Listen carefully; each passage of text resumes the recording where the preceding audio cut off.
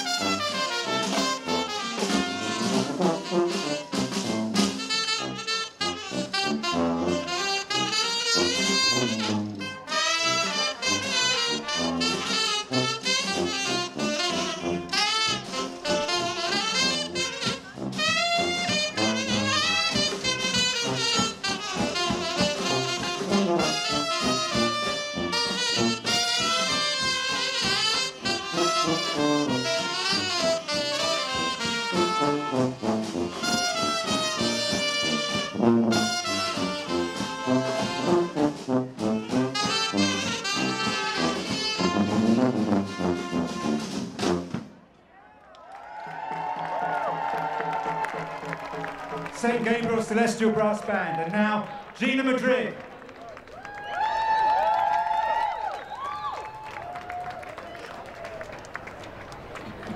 San Francisco, make some noise for yourself for being here today. Today we're here together for our children. Our children. Let's go. It's a pleasure for me to be here. I want everybody to put your hands together.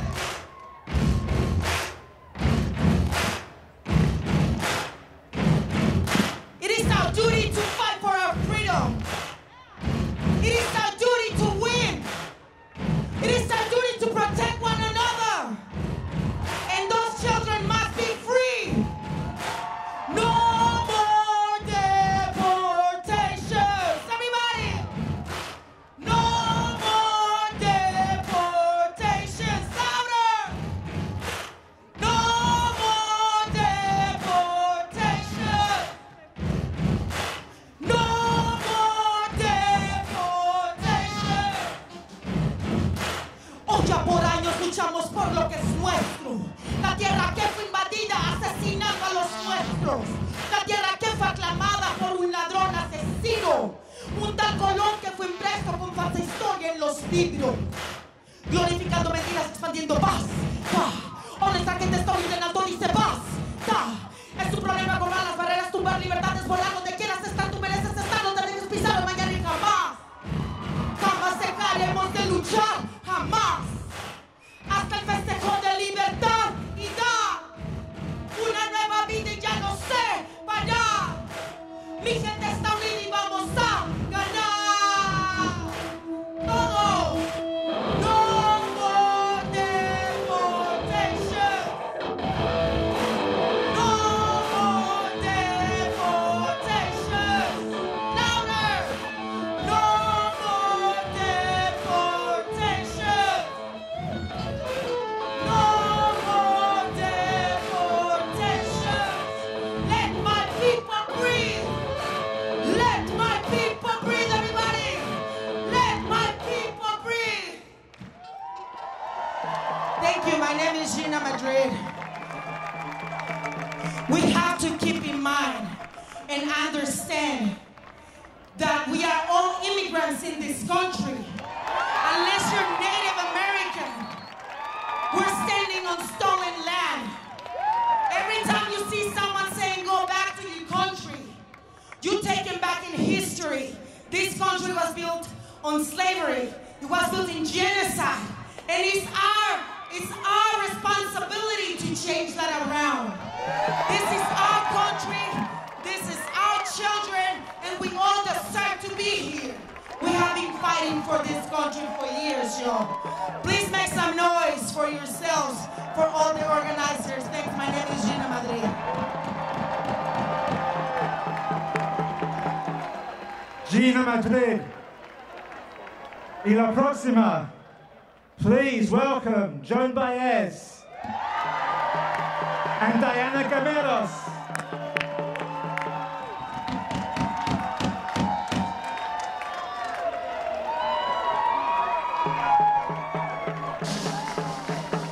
Thank you. Whoa!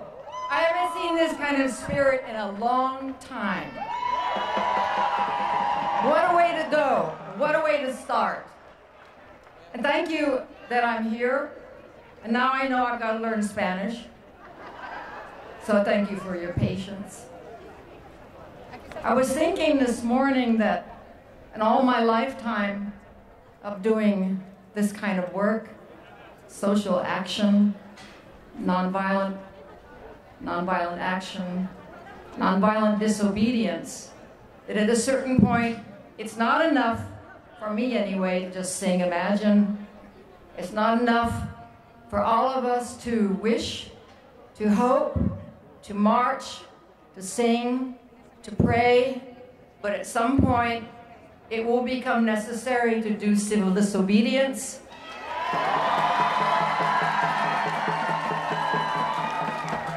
And I have to say, at the moment, I'm in the middle of a year-long tour, and I cannot put my body on the line today, but I can sure as hell talk about it from Istanbul to Germany, to England, to France.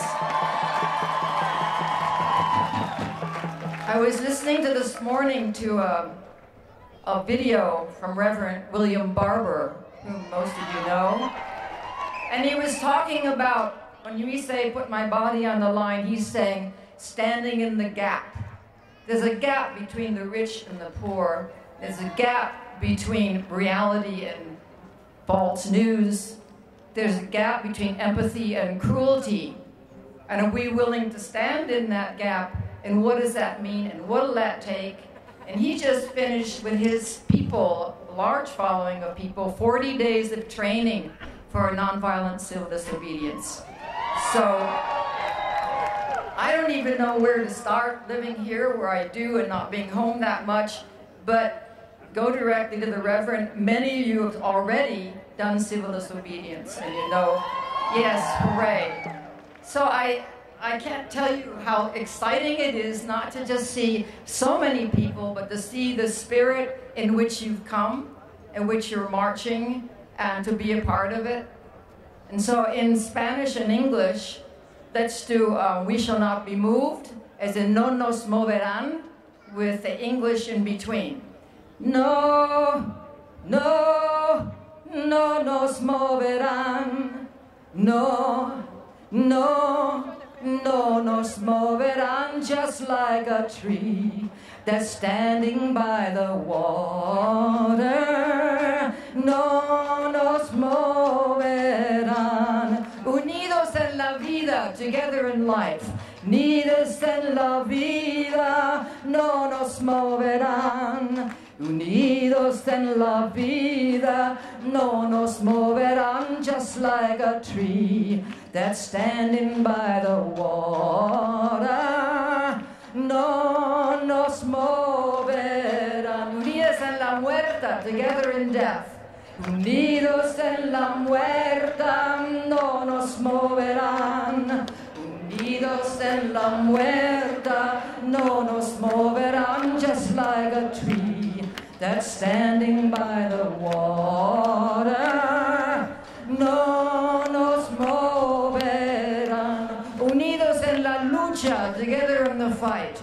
Unidos en la lucha, no nos moverán.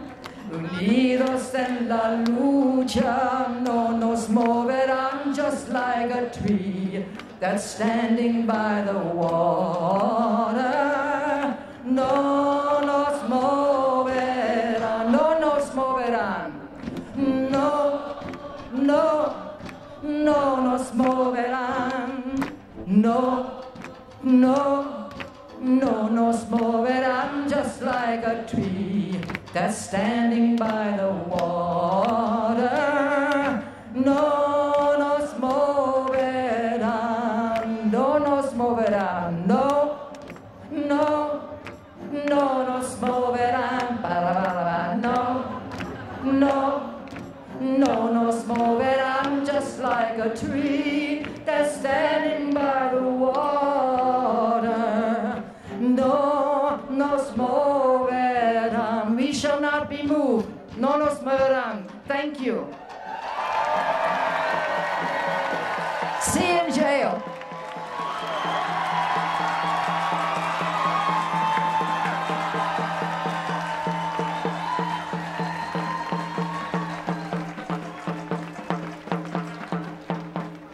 Joan Baez.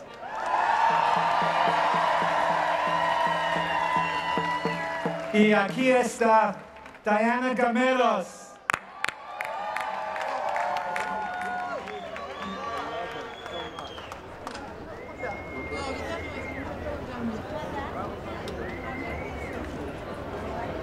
Buenas tardes. ¿Cómo está mi gente inmigrante?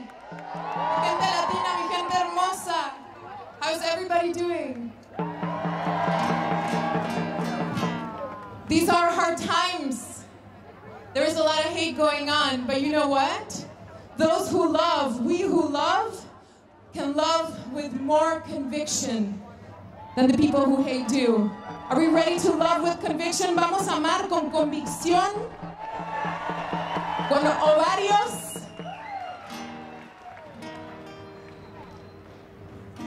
Nada es para siempre. Estos malos tiempos van a cambiar si nosotros le ponemos el espíritu, la lucha. Y como dijo Joan Baez, un mensaje muy especial. A veces nos vamos a tener que portar mal. Let's get in good trouble, right? Y vamos a tener que sacrificar a veces vidas, a veces muchas cosas, pero aquí estamos.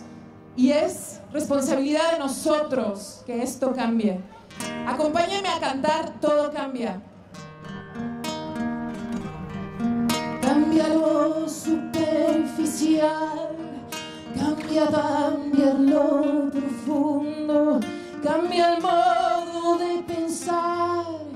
Cambia todo en este mundo, cambia el clima con los años, cambia el pastor su rebaño, y así como todo cambia, que yo cambie no es extraño.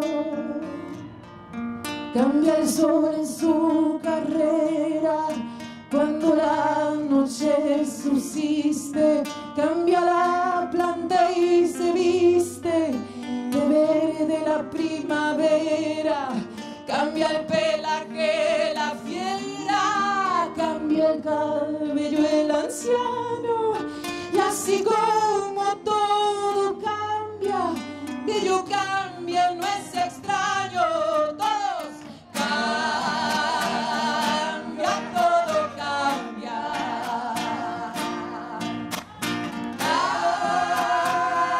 Cambia, todo cambia.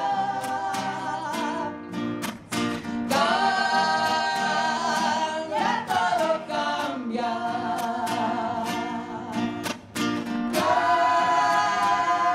Cambia, todo cambia.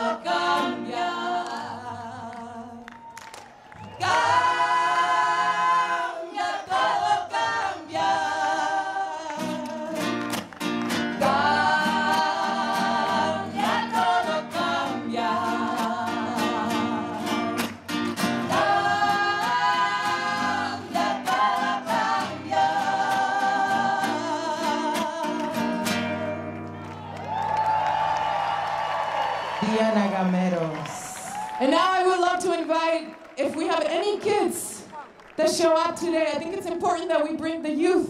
Es por ellos que estamos en esta lucha. A ver, quiero invitar a todos los pequeños, a todos los niños pequeñitos que vengan a cantar De Colores. This is a song that accompanied the farm workers movement back in the Cesar Chavez y Dolores Huerta time. This is a song that speaks of colores, of diversity. It is our differences that can bring us together and that makes this country a strong country. Only if we allow it, if we allow this difference to make us strong and to keep uniting us, not dividing us. Un aplauso para los peques de San Francisco.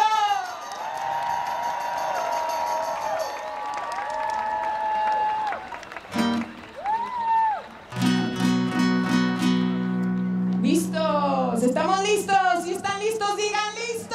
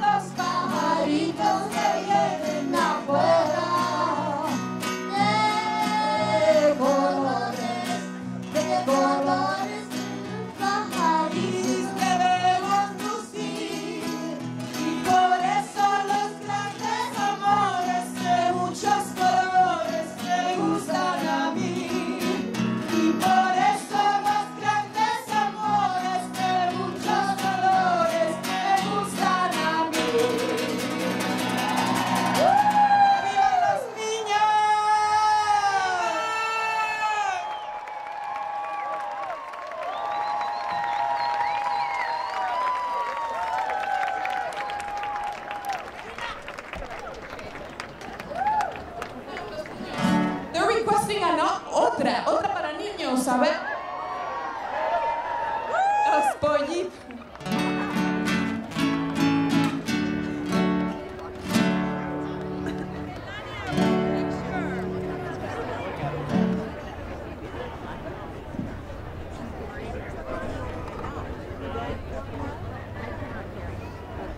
Queremos paz. ¿Qué queremos?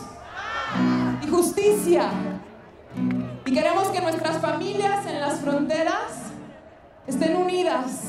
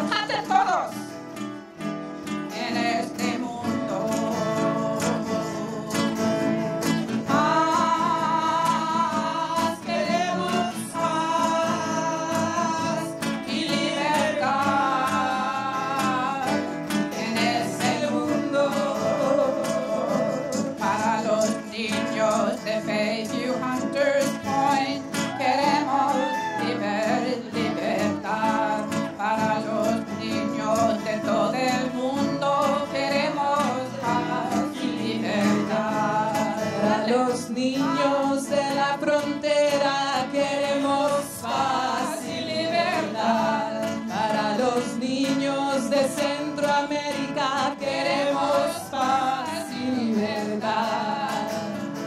Paz, queremos paz, libertad. En este mundo.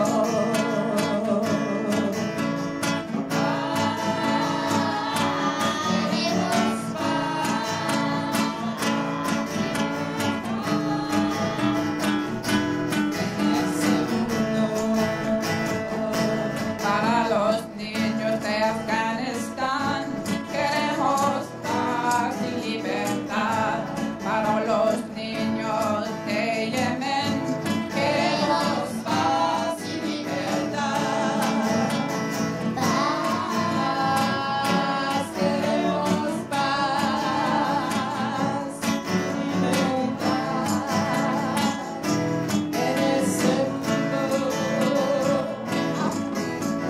Paz, queremos paz, libertad en este mundo.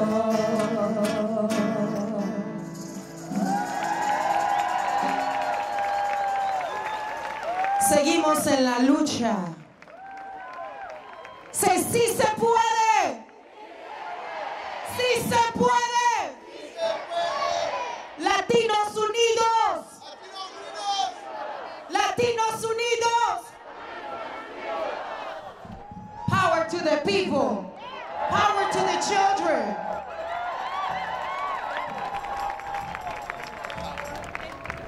San Francisco, thank you so much for coming.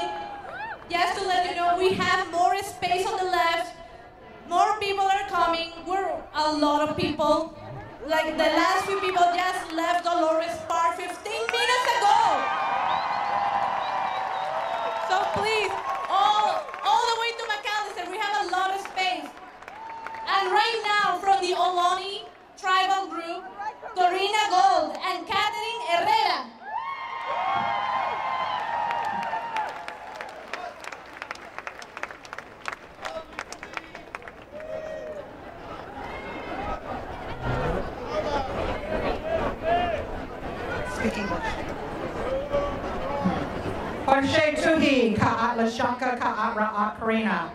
Good afternoon, relatives. My name is Corina Gould. I am the spokesperson for the Confederated Villages of LaShawn, who many people know as Ohlone.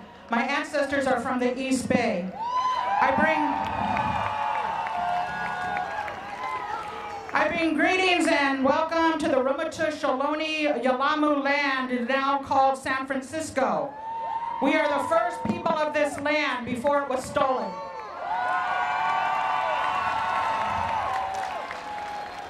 This country was built upon land that was stolen from indigenous nations. It was built on policies of tearing families away from each other. We must always remember that this is nothing new.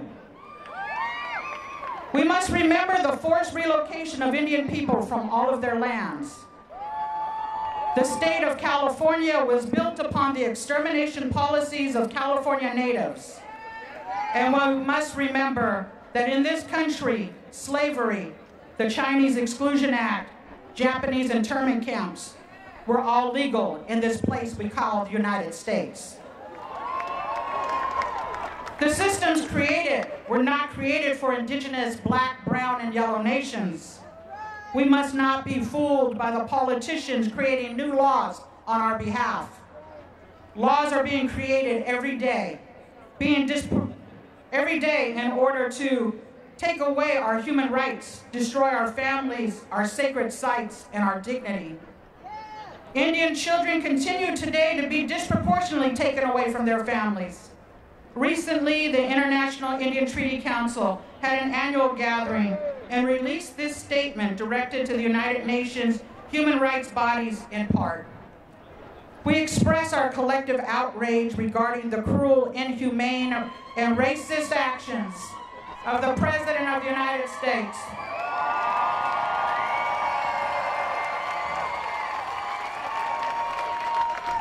the President of the United States, Donald J. Trump, to forcibly separate thousands of children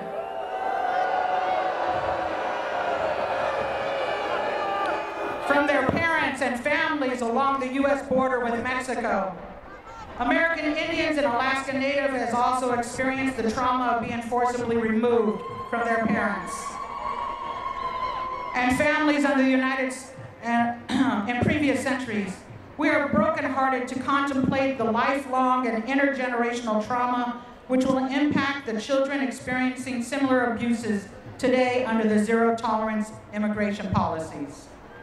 The UN Declaration on the Rights of Indigenous People, which the U.S. has committed to uphold and implement, affirms Article 22 that states shall take measures in conjunction with Indigenous peoples to ensure that Indigenous women and children enjoy the full protection and guarantees against all forms of violence and discrimination. The practice of forcefully separating Indigenous children, including infants and toddlers, from parents who have come to this country seeking safety and survival for their families, blatantly violates this commitment. It also violates international human rights standards to which the U.S. is accountable for. We call for the immediate halt, along with all other inhumane immigration policies that violate human rights of children and their families. We call for the impacted families to be immediately reunited.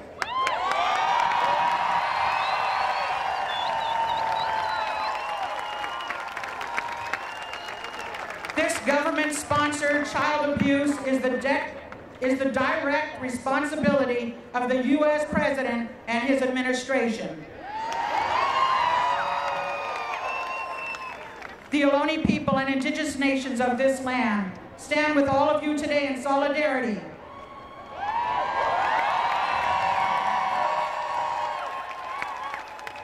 Against fake borders, unjust laws, racism, and all other forms of discrimination.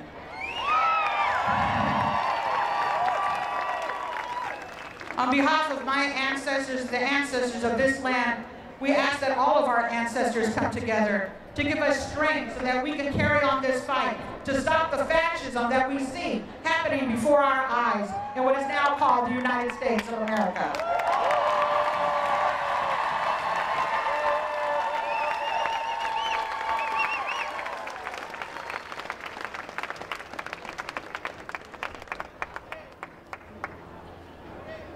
Mishum Tuhis.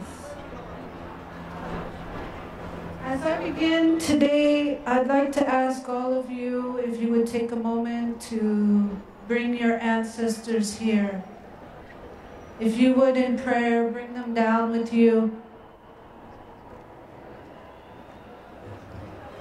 May your ancestors and my ancestors meet together here to take this country to a new level, to make real the dreams and the words and the vision that this country supports and has always supported. Yihukma mukyuknigma utrakma sinikama pire ene ama umpinne ka hakasa ka usin maksemes tum sanakanis, utrakma, United States. I am America. That's what my great-grandfather Eugene told me when I came home to San Francisco walking the path of my ancestors. I was 8 years old when I left or separated from my father, and it would be many years before I sat around a fire here in San Francisco with our Mutsun, Rumsen, and Chochenyo children, relatives. So when I saw the children being separated, I was triggered like all of you. When we heard the recording of the children crying every parent in the United States and across the world heard those cries and stood up, and I'm so proud of you. Thank you. Ho!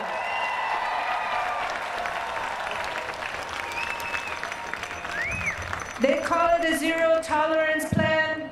It's a zero plan. Zero heart, zero facts, and zero documentation of those children. How could we?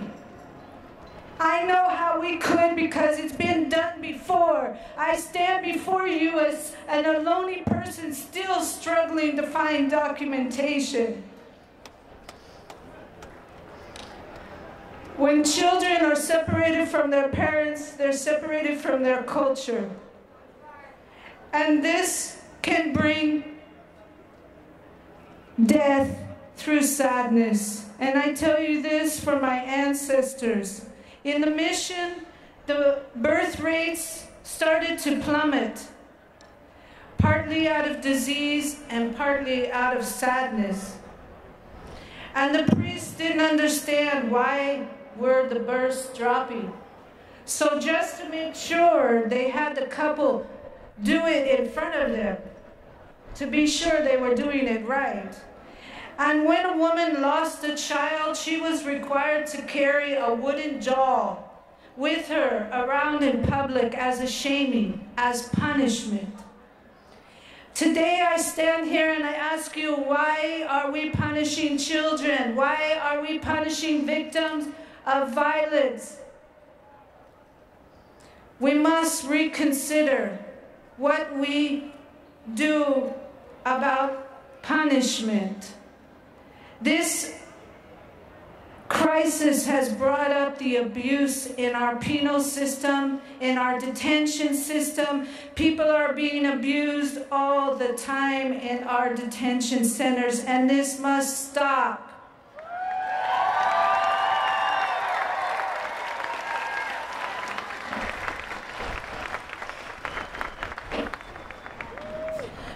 I am also a person of Native ancestry from the East Coast, going back to the 1600s. And the line we are tracing takes us to Sachem Inno in Connecticut. And it takes us back to the start of our country. We've walked this path before. And so have our relatives in Europe and other places. And that's why I asked you to bring your ancestors here today. We need you to remember the path your ancestors walked to get here, and the promise this land was laid down to hold for everybody.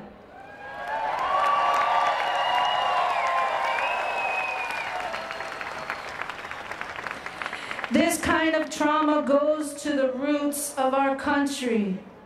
Branches have forgotten. We can do better because we're America. We can do better, and we ask our government to do better, to stop harming children and stop causing trauma. If you believe in the power of water, and you believe that you're almost all water, and we're surrounded by water, it's very important that your wish and your thoughts and your dreams help create a new country. So keep it in spirit, and walk with your ancestors, and remember what we need. Take the dream to the next level. Aho!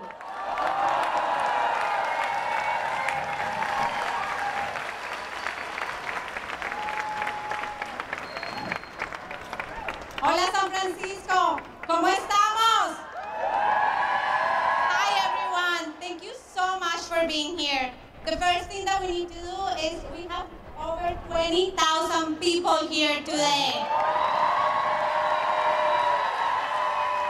Gracias.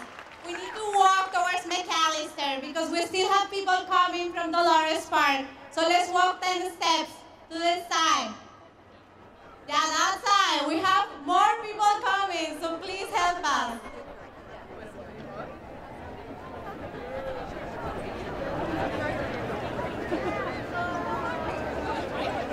Gracias, San Francisco.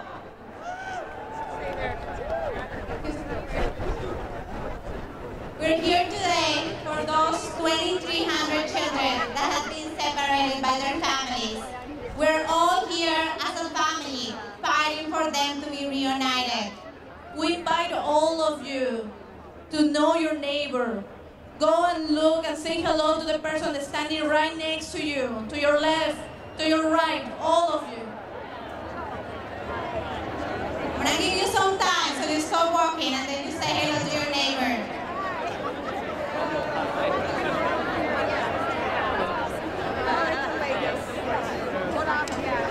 It's so powerful what we see from here. We see that no matter the color of our skin, where we are from, the language that we speak, the country that we come from, we're all equal. We're all family. Todos somos una gran familia. Todos somos familia. And here, 20,000 people fighting for one goal, keeping families together. All of us here in City Hall, we're standing up against the zero tolerance policy. We're standing up against separating children from their families. We're standing up against incarcerating innocent children. And we're standing up against adopting children that have been separated from their families. They need to be back with their parents. If you want to make a change, there are 3 things that you can do right now. Like by Graham Village Center, by the auditorium, we have 10 tables where you can register to vote. You can make a difference on November this year. Also, please keep calling all your members of Congress. Keep calling them until they answer and they can hear you. And also, and number 3 and final, keep raising your voice because we will still take the streets until we can reunite those 2,300 kids with their families.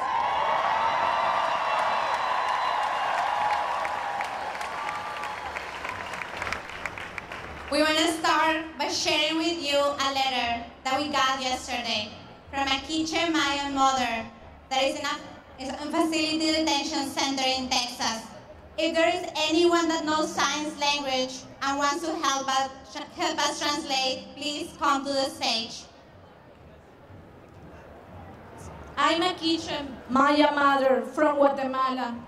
I am being held by the U.S. Department of Homeland Security at a detention center in Texas. I have been separated from my 6-year-old son, and I want to share my story with all of you. I speak the Quiche language and very little Spanish because I did not have the opportunity to go to school. I have been discriminated since I was a child because I'm an indigenous person and because of the color of my skin. I married very young and I had a son. Because of the poor conditions that we live in our town, my husband decided to come to US so we could manage our daily lives. Then a group of men started to harass me because they knew my husband was sending me money. I received many threatening text messages demanding 100,000 quetzales, around $13,000. And if I didn't give them the money, they threatened to kill my whole family. One day, these awful men followed me, grabbed me, beat me, threw me and dragged me on the ground in front of my 6-year-old son. I walked to the police station to make a report, but because I couldn't speak Spanish and because I'm an indigenous person, they didn't listen to me. Because of this, I decided to come to US to be with my husband. On April 14, I left Guatemala with my son in arms, with only 100 quetzales, only $13 US. I crossed Mexico, hitching rides in cars and buses, and then I made it to the border in Laredo. I go to the Rio Grande, and 3 amazing women helped us, both of us, cross.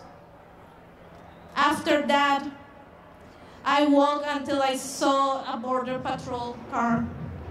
The officer was asking me, "Where are you going?" "I'm coming here to reunite with my husband." And then he took us to the deportation center. At the detention center, the officer kept asking, "Why did you bring your son? We're gonna take him away from you." That night, he gave us a blanket that seemed like it was made of aluminum, and he made us sleep on the floor. The next day, mothers with their children kept arriving. The officer kept asking us, "Why did you bring your children?" I asked him, "Why me? I see other mothers that are still carrying their children." But the officer said to me, "You will see. We're going to take the children away." I started to hold on onto my son, my 6-year-old, very tight so they wouldn't take him. And I started to beg them to please not take him away from me. Suddenly, 2 more officers arrived. They were very angry and violent, and they grabbed my son by the waist really hard and snatched him away from my arms. My son began to shout and cry, "Mommy, Mommy, don't let go of me. I want to stay with you." I was shocked. I started to cry and yell, but the officer said, shut up, don't cry. We told you that this was gonna happen."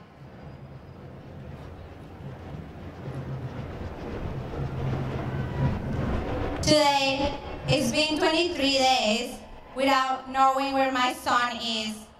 I don't know who feeds him. I don't know who bathes him. I have begged the officers to tell me where he is and how my son is doing. I have asked them to let me talk to him. I have been transferred to different detention centers, and when they let us out on the yard, I walk with other mothers. There is another building on the other side where I think my son is. We try to get close to the building, but there is a fence in the middle, and all you can hear are children crying and calling for their mothers. You can also hear adult voices saying, be quiet, stop crying." Today, I am devastated because I do not have my son with me. I ask myself, who created these laws? Could it be that the government of this country hates children and mothers that much? I ask mothers of the United States to help us put an end to these laws that have caused so much pain. Today, I feel alone because my son is not with me in my arms. If you're a mother, if you're a parent, you will understand my pain. Help me make my voice be heard and assure justice is done. All I want is to be reunited with my son and my husband. Please help me.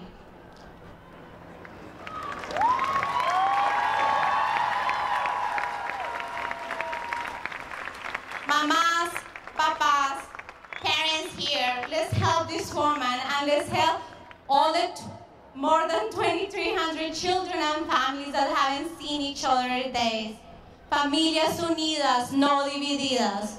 Familias unidas, no divididas. Familias unidas, no divididas. Thank you.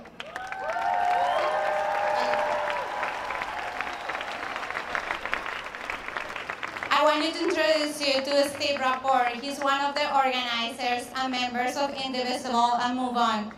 Let's welcome Steve. Muchas gracias. Hola, bienvenidos aquí. Muchas gracias por estar aquí con nosotros hoy. Give me your tired, your poor, your huddled masses yearning to breathe free, the wretched refuse of your teeming shore.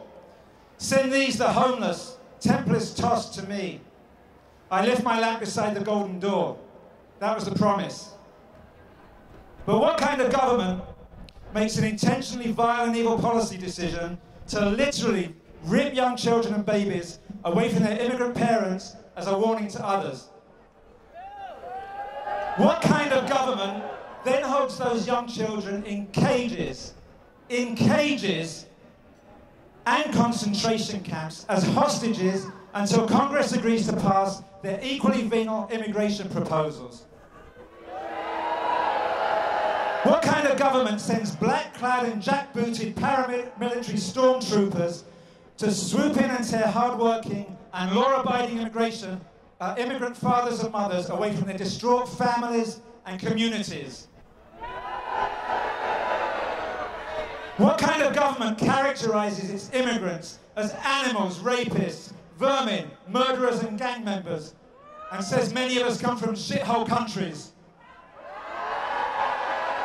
What kind of government deliberately targets the adherents of just one faith for a ban that, despite the majority opinion of an increasingly political and complicit Supreme Court, is quite clearly unconstitutional?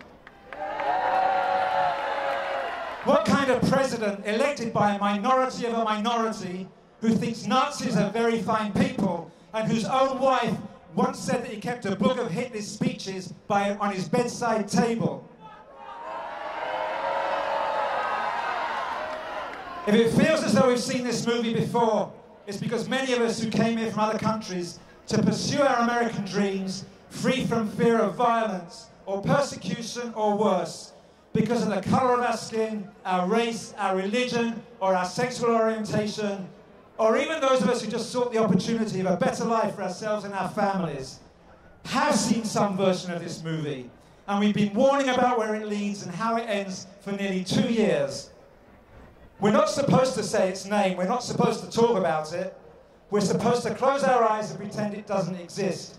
We're supposed to ignore the giant white elephant in the racist room. It's in this context I want to talk about the gruesome, anguished story of a tiny, strong and brave woman called Minna Zelkowicz, who was born in Lodz, Poland on May the 11th, 1925. In a brief memoir she wrote a few years before her own death on June 28, 2008. That's 10 years ago, this past Thursday. She described in her own words the events of the night of February the 8th, 1940, the first night of the Lodz ghetto. I came home from school on that day just before 5 p.m. We, that's my father, my mother and I, were just sitting down to a meagre meal of bread and soup when we heard the dreaded sounds of boots and of dogs in the courtyard. A glance through the window greeted us with Juden raus, Jews out, and revealed masses of SS pouring into the 4 entrances to the flats. We were given 5 minutes to gather our possessions and assemble in the yard. It was a dreadfully cold winter. The whole town was weighed down with at least a foot of snow. We sank into the snow as more and more Jews were piling in from the flats. We had no idea what was happening, what was going to happen. An order was barked to line up in rows of 5, followed by help from boots and rifle butts. We found ourselves somewhere in the middle of the courtyard, the first row of the long column, already at the front gate. My mother on the left, then I, next to me, the old lady, our neighbour, then her pregnant daughter, and on the right, my father. The old lady insisted that my father should change places with her daughter. Men were more vulnerable to be beaten up than women, especially pregnant ones, she thought. My father protested, but they did change anyway. After they satisfied themselves that no Jews were left in the block, after a lot of violent shouting and smashing, We were marched off down the deserted 6 Sierpnia 14 to the left from the entrance, then left again into Aleje Kosciuszki. This used to be my favourite street in Lodz. A broad boulevard with 2 rows of old chestnut trees in the middle, benches on the side, balloon and ice cream sellers under the trees, a place for snowball fights and chestnut picking. The streets through which we always walked home from high school, before the nightmare began. On Rosh Hashanah and Yom Kippur, I would go with my Aunt Olga to the service in the resplendent German synagogue. The Germans burned it soon after their arrival. They took over most of the buildings in the smart boulevard and established most of their administration there. They set up their headquarters at the headquarters of the Gestapo in the former premises of a Polish girls' school called Gymnasium Orzeszkowiec. Even Poles tried to avoid the Aleje. We marched into the playground of the school, now the Gestapo HQ. The playground was surrounded by SS, all 7-footers, all boisterous, all stinking from drink, all seeming to be having a good game. Football, volleyball. As our row was going in through the front entrance, an SS standing on the left of the entrance put his boot out and tripped up our pregnant neighbour. My father rushed to help her up and was promptly kicked into the middle of the playground, where he became another ball in the game they were so enjoying. We were shoved to the side and made to be spectators to the macabre game amid hysterical crying and screaming. My mother drew me to her and forcibly covered my eyes while I struggled and screamed. I saw glimpses of vicious kicks. I saw my father's eyes run out. I saw blood melting the snow. I never saw my father again. The nightmarish spectacle went on and on endlessly amid screams of pain and heartbreaking cries, amid the perverted merrymaking of the beasts in SS uniforms. It was the longest night of my life.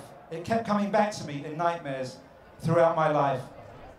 There were no survivors. The Germans made sure of that. No bodies either. It seems the German recruited some Jews, ordered them to put the bodies on a lorry and drove off with the bodies and the men. Neither the bodies nor the men were ever seen again. So yesterday I had a father, today I had none. Mina Zelkovic was a survivor. She survived the Lodz ghetto, she survived Auschwitz, she survived Bergen-Belsen, and she survived Salzwedel. She even survived being married to my dad for over 30 years. I miss my mum, I miss my dad. Families belong together. For 73 years we've said never again. Never again. Never again. Be assured, never again is now. Muchas gracias.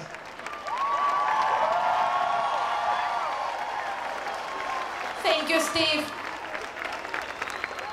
And now we have the founder of La Colectiva de Mujeres, also known as the Fairy Godmothers, Guillermina Castellanos.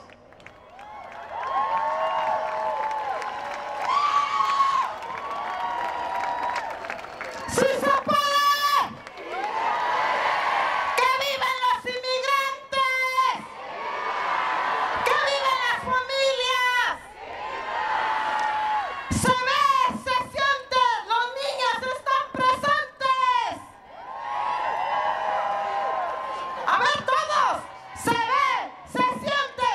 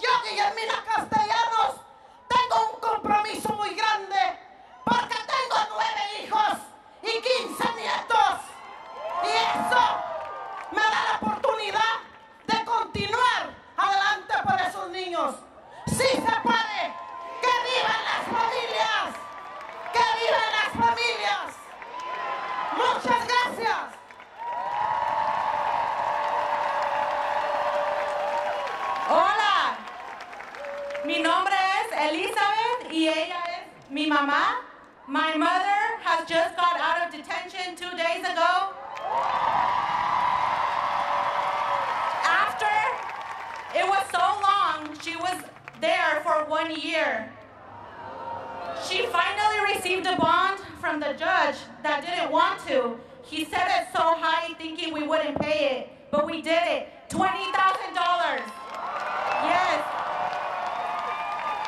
I am her oldest daughter, and I'm a U.S. citizen. My sister is 18 years old. She is a U.S. citizen as well. She was not able to be here for her graduation, but she wasn't here either for my birthday, but she is here now after 1 year of struggle. We still have a lot to do. We are still in the struggle. We know that she is going to fight till the end because she is not done. And we are all here to support. And like I said, she was in detention in Bakersfield for 1 year. But finally, she is here. We want to thank you and everybody who is here supporting. And we want to say that sí se puede and that we're here together fighting.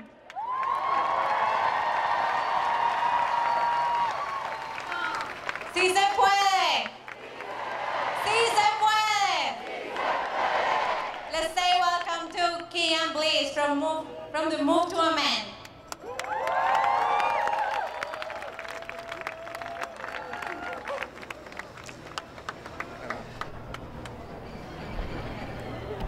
I'm here to stand before you to call to attention the dangerous moment for which we the people have come here to confront.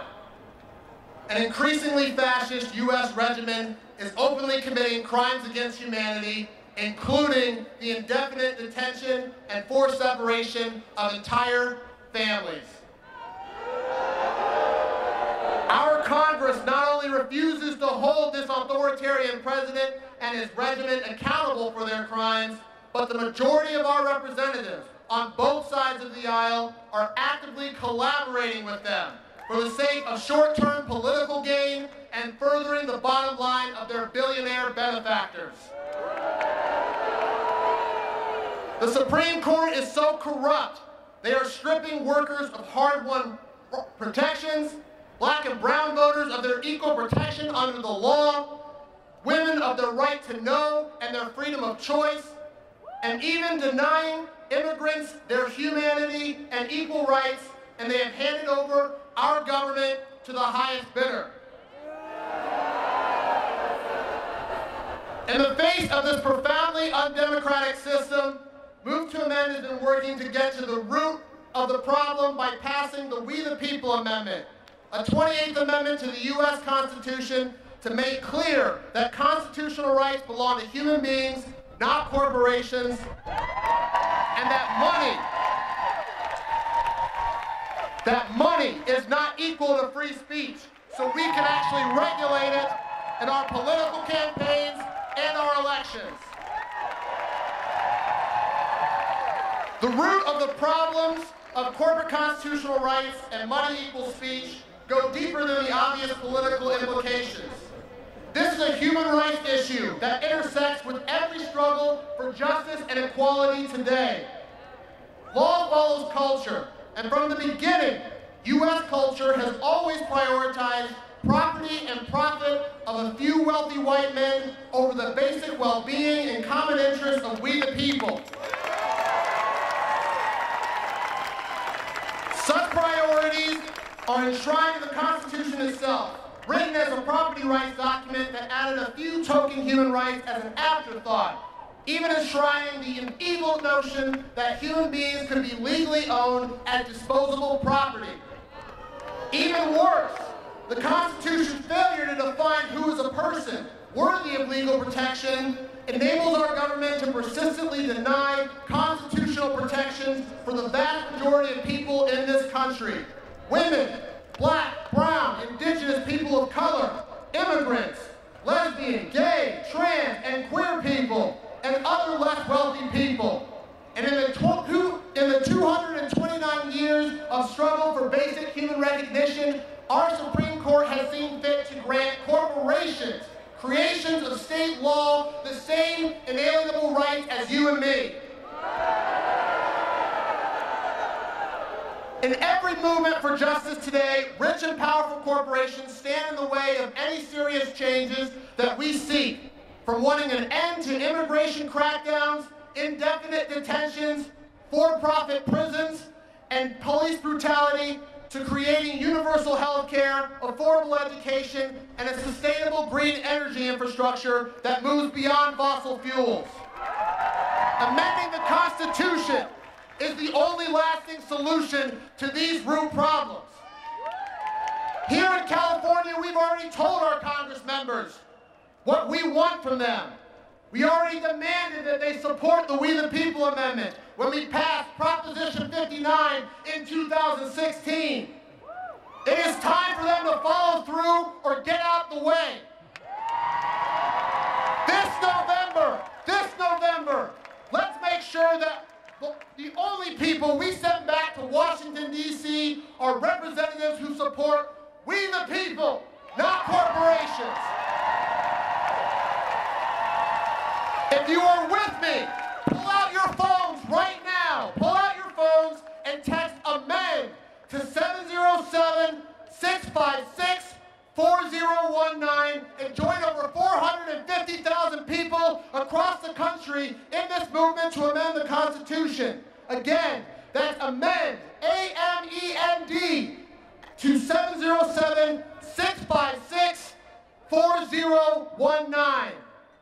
We all may be here for different reasons and working on different important issues, but we do not need to go it alone. The root problems are all connected, and working together in solidarity across those intersectional issues, we can step back from the brink of fascism and move forward to creating real democracy that represents all people, not just corporate interests. Thank you.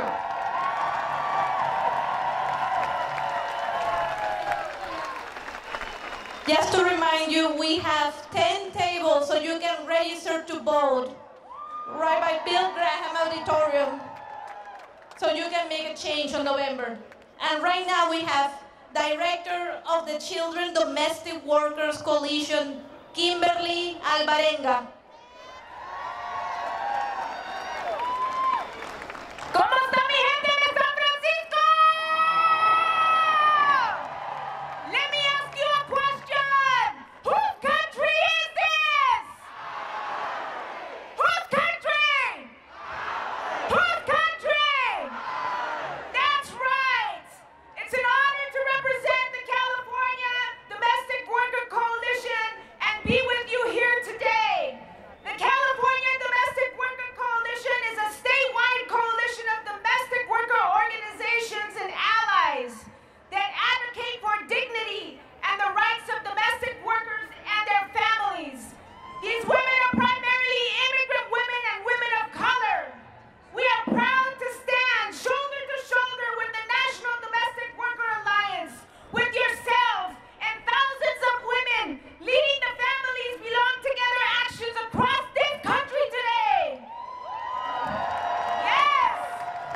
We know that immigrant women come to the United States fleeing unbearable economic conditions and violence. They are seeking a better life for their children and their families. Once they are here, many of them work caring for our most valuable resources that we have, our homes, our elders, people with disabilities, and ironically enough, our children. The hypocrisy of the Trump administration and their supporters, claiming moral authority, family values, and God, while enacting policies to intentionally rip thousands of children, including babies younger than a year and toddlers, away from their mothers and their families. What they are doing to children is evil and immoral, and we demand that it stops now. Make no mistake, Trump's attack on immigrants are intended to divide all of us, while they continue their attacks on working class people, on labor unions, on women, on people of color, and the LGBT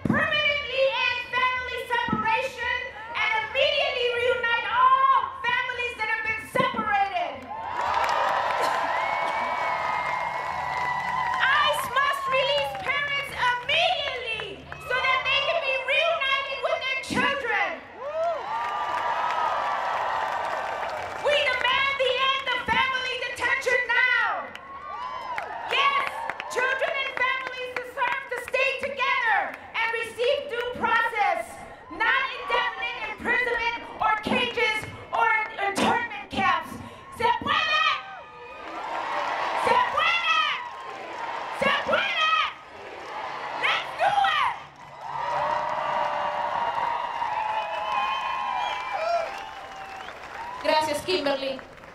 And now, here are the members of the Senate who help us organize this march and rally. Scott Wiener, David Chu, and Phil Dean. Good morning, California. Are we ready to resist? Are we ready to fight? Are we ready to take our country back? I'm honored to be here with my fellow San Francisco legislators. We were the co-authors of SB 54, which said that California is a sanctuary state.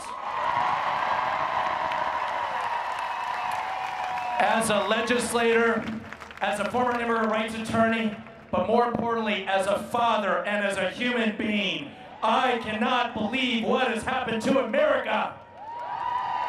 In Donald Trump's America, babies are ripped from their mother's arms. Families are being put in concentration camps. Our Supreme Court is saying it's okay to discriminate if you are brown or because of your religion. In my America, no human being is considered illegal. I am so proud to represent a sanctuary city in a sanctuary state. I am so proud that our Democratic legislators last year passed a dozen laws to say that no human being is illegal. But I have to tell you, in the next 30 seconds, rallies are not enough. We have 4 months to take back Congress. We have 4 months to take back the Supreme Court. And we need to make sure that Donald Trump gets kicked out of the White House and that we shut down the out-of-control deportation machine known as ICE.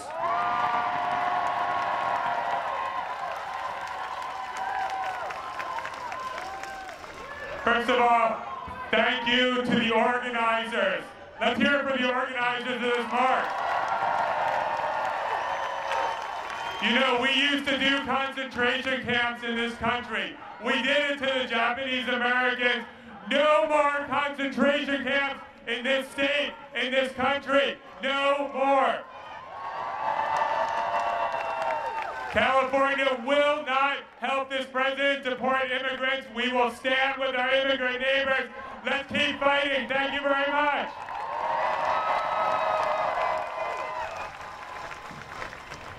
So we have a message for President Trump and to ICE. Hands off our children! You know, as a son of immigrants, I know how hard it was for my parents to come here. But never did they ever have to worry about their children being ripped away from them. We now have 2,000 children who are being held against their will. And we need to say, if you take any of our children, you are coming after all of us. So we know it's not enough, because we now have 2,000 children that are being held against their will. And we want to make sure that we can stop this. We've been told they can do anything on the federal land in the Bay Area. We heard concentration camps are coming here today. So we want to make sure we're going to stand and fight. We're going to have to fight in Concord. We're going to have to fight in Richmond. And then in November, we have to make sure we go out and vote. So can I see you out there in Concord? Can I see you out there in Richmond? And we're going to need you in the polling place in November. Thank you. We want to just say, I'm just going to say one thing on my behalf. I think we need to abolish ICE. Thank you very much.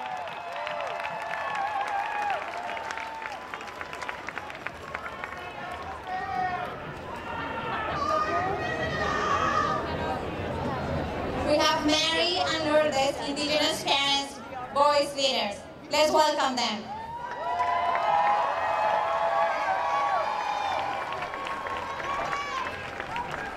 My name is Mari, and I'm a Parent Voices parent leader.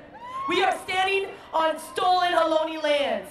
As indigenous peoples from both sides of colonized borders, we represent Mohawk, Quechua, and Aymara nations. Our bloodlines, our indigenous ancestors, have migrated all throughout what we call the Americas, through the north and the south, representing the eagle and the condor. Because we know we didn't cross the border, these false borders crossed us.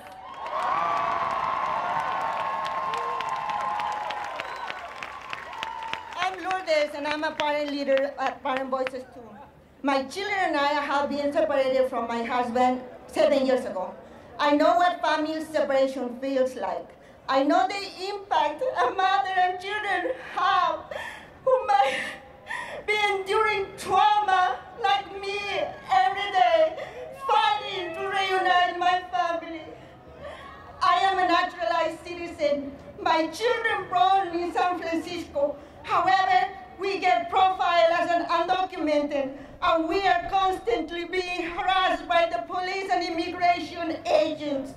This government broken immigration system must stop.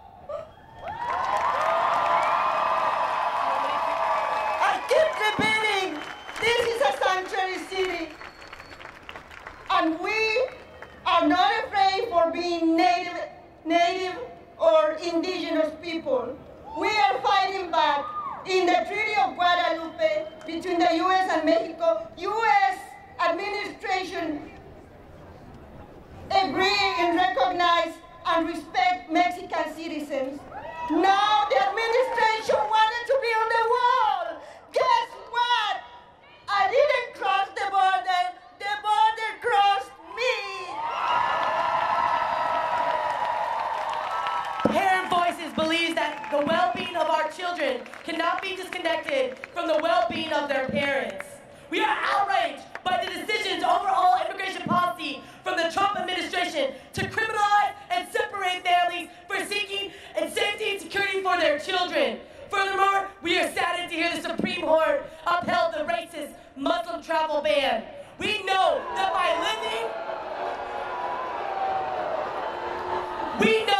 living on stolen indigenous land, this is not the first time children have been kidnapped and taken away from their parents. While we like to believe this is un-American, this is actually embedded in our colonial settler history. We remember the countless Native American children, the children of African American slaves, Japanese children who suffered and still suffer historical trauma and violence that lasts for generations by being separated and terrorized from their families. As parent advocates, I agree with the American Academy. We agree with the American Academy of Pediatrics, calling the separation of children from their parents' government sanctuary child abuse. We know that separating babies and children from their parents causes harmful effects, not only to that child and parents, but to the whole community. Our mission is to fight for policies that keep families together and not tear them apart.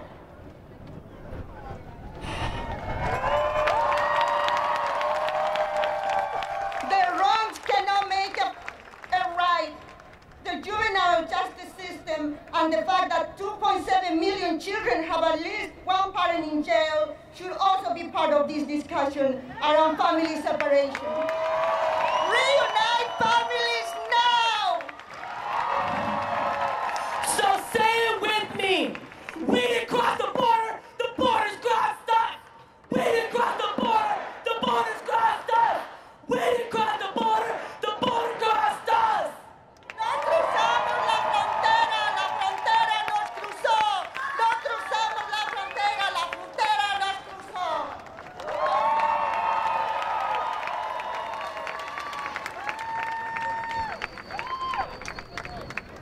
Gracias, Mari. Gracias, Lourdes. Now we have Eduarda, Gloria, and Natalia from Causa Justa.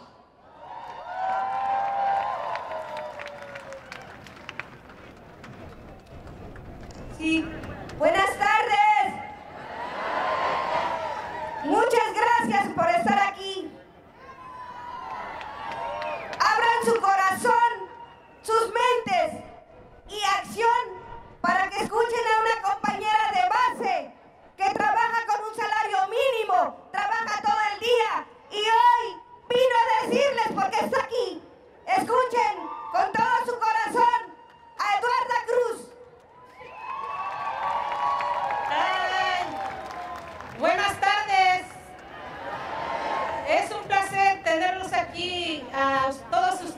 apoyándonos.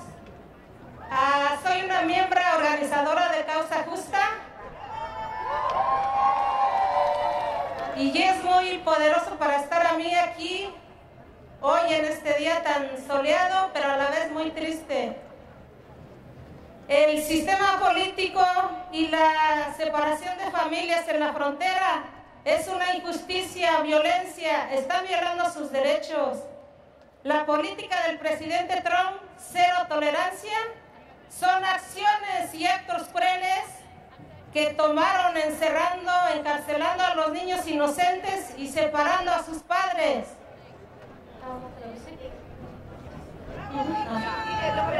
Ok.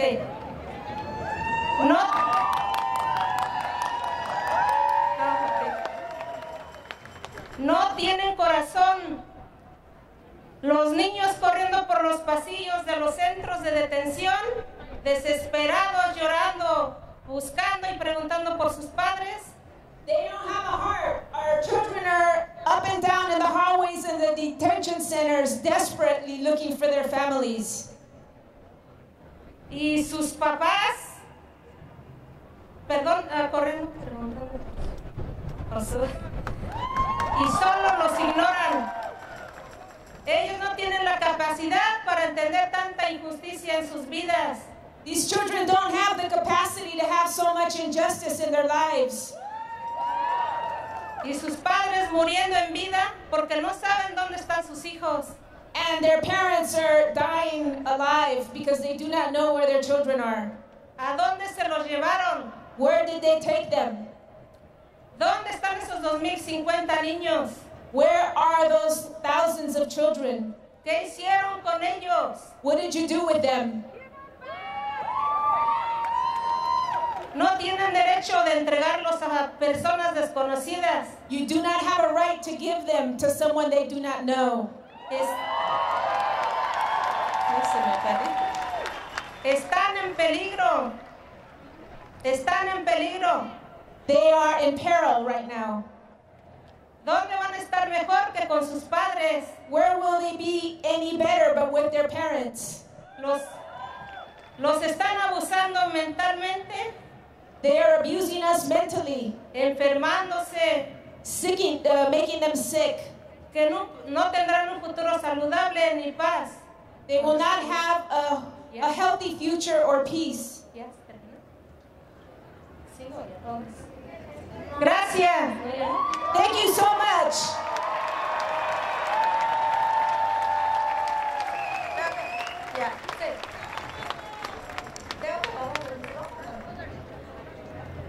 Hola, buenas tardes. Mi nombre es Natalia Cruz. Soy mamá de 3 niños. I'm a mother of 3 children. Puedo sentir el dolor de las familias que están siendo separadas de los niños. And I'm feeling the pain of the families that are being separated from their children. Me duele tanto, mi corazón está destruida. It hurts me so deeply, my heart is destroyed. Porque yo soy madre. Because I am a mother. Y les puedo pedir, por favor, que hagamos algo. No podemos cerrar los ojos. And I am asking you, please, that we do something. We cannot close our eyes. Y decir que no está pasando nada. And just say that nothing is happening. Yo estoy aquí presente para decirle a las familias que estamos con ellos. I am here present to letting the families know that we are here with them.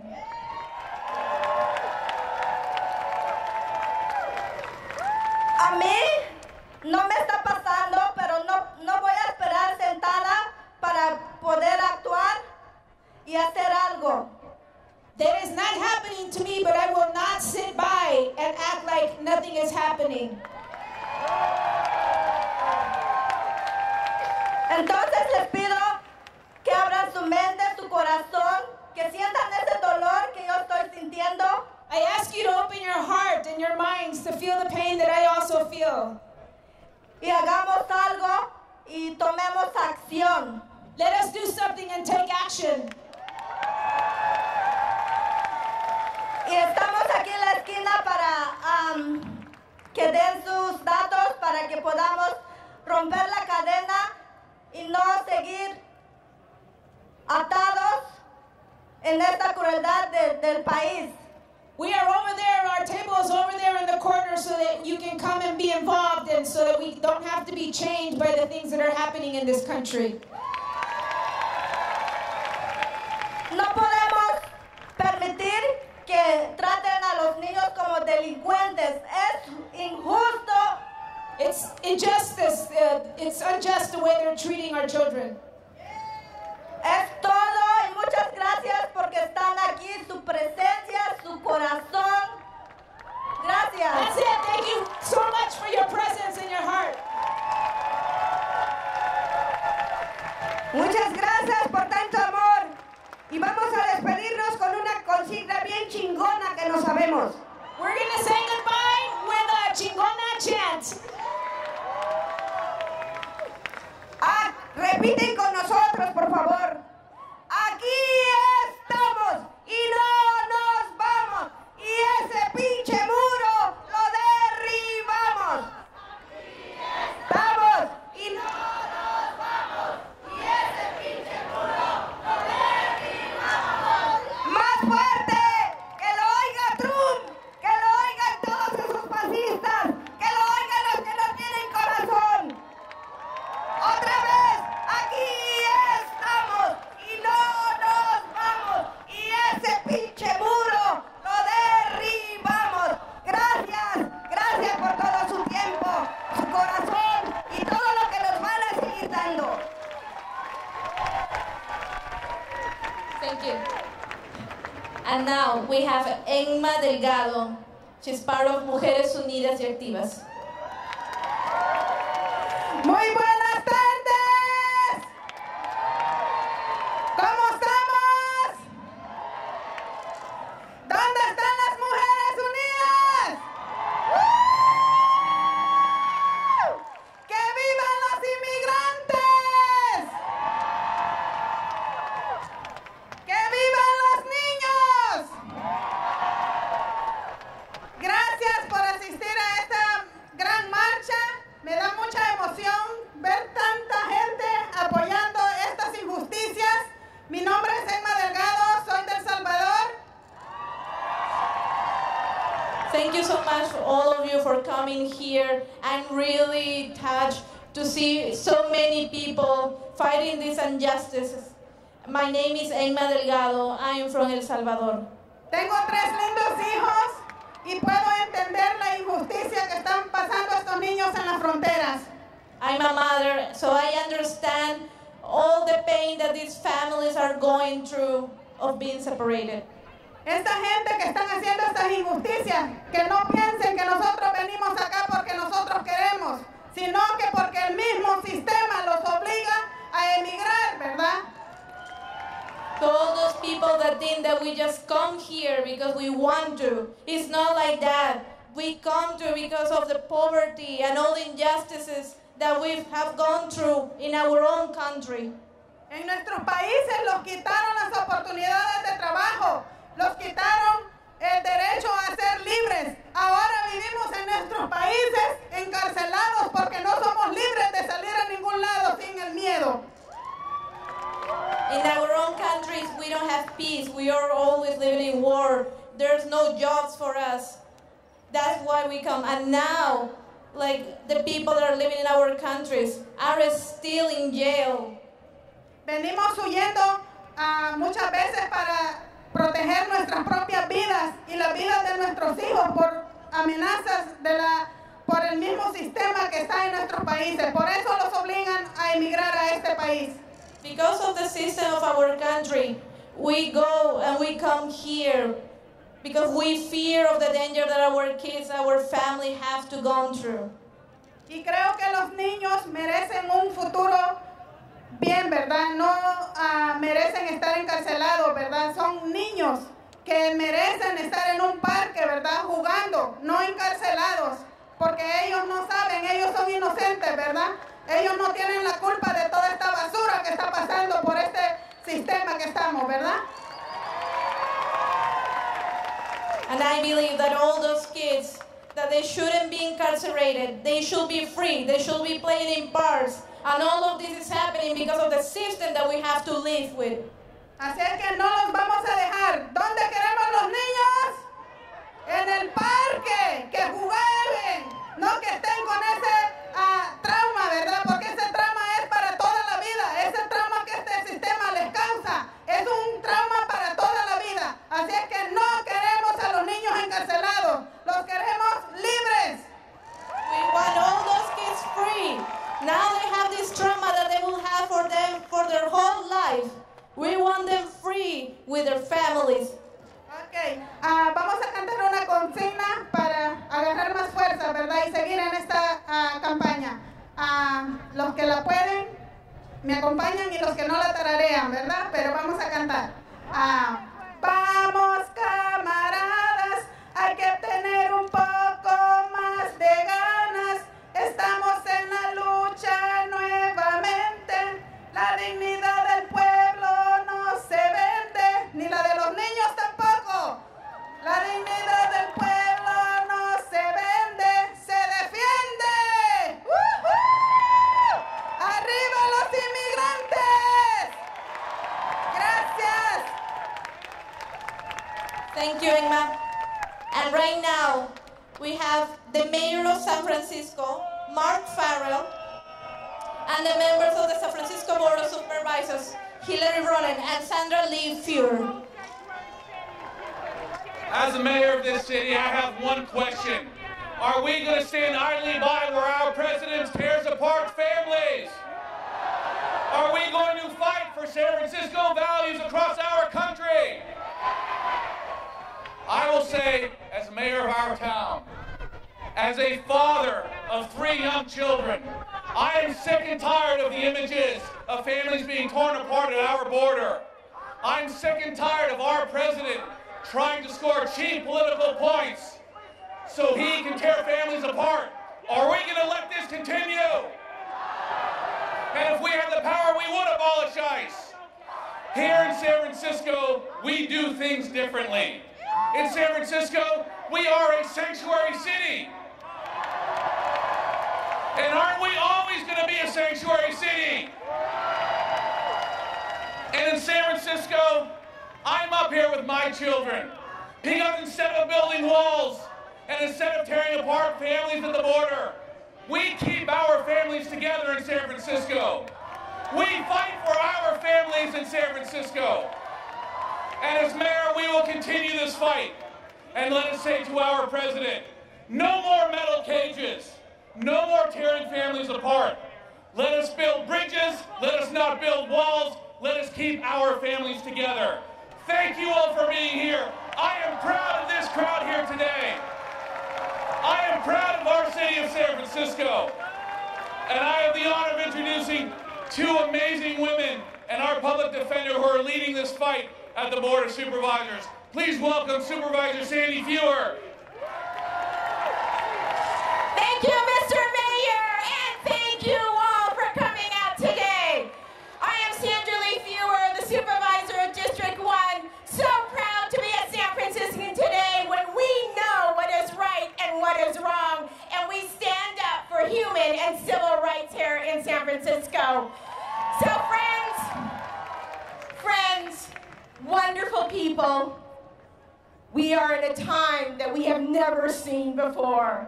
Even our leaders of hope, President Obama himself, says, be afraid, be very afraid. And quite frankly, I am. We can march every week on anything that this administration brings forward. This is a time for a movement. We can march, and we can march, and we can march, but we need to do more. And I am asking every single one of you, it is about a movement now. It is the only way we can take this back.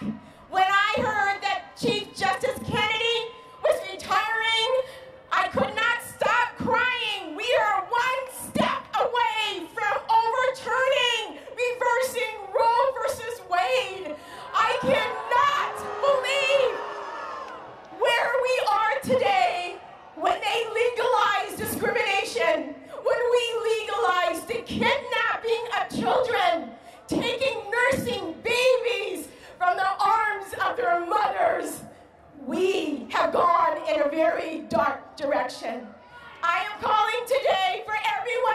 join a movement. We have Indivisible San Francisco. We have Democratic Socialists of America. We have the Bernie Grats. We have San Francisco Rising.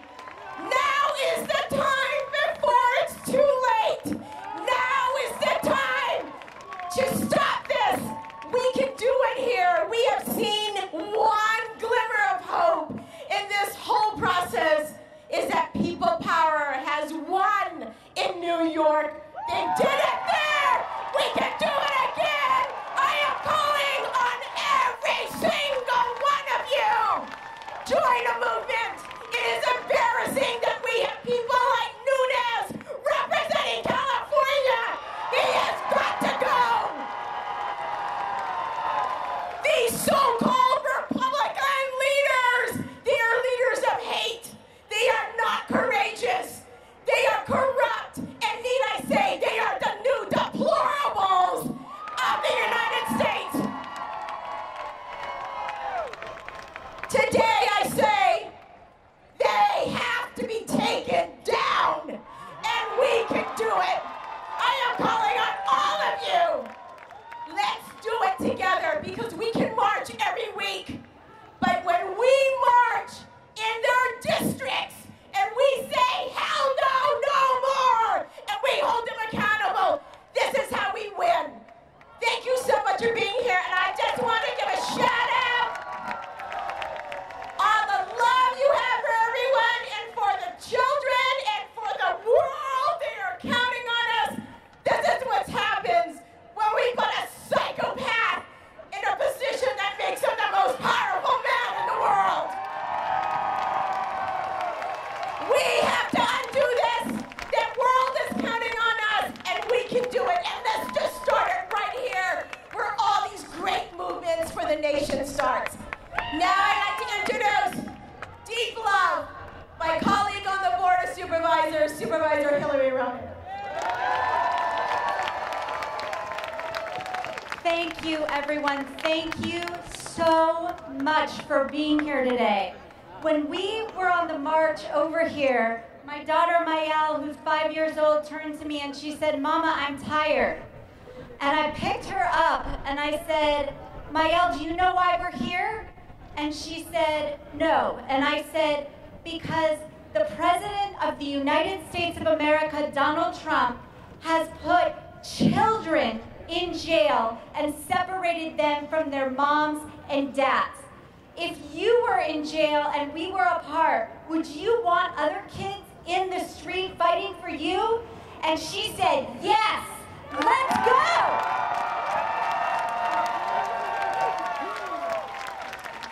Now, if you have ever in your life thought about what would you have done during the Holocaust, if you have ever thought, what would I have done during slavery? If you ever thought to yourself, what would I have done during Japanese internment? Now is our time to fight. And I know all of you out there are creative. And I know all of you out there are ready to resist every single day. We are going to follow the call of our Representative Maxine Waters. We are going to join. We are going to join those people that kicked Sarah B. Huckabee Sanders out of that restaurant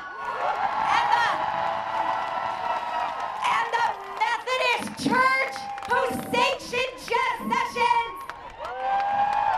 We're going to join those airlines that refuse to transfer immigrants for ICE. We are going to disrupt. We are going to resist until we win. And now I'd like to call up our public defender who is stopping immigrants from deportation every single day, Jeff Adachi.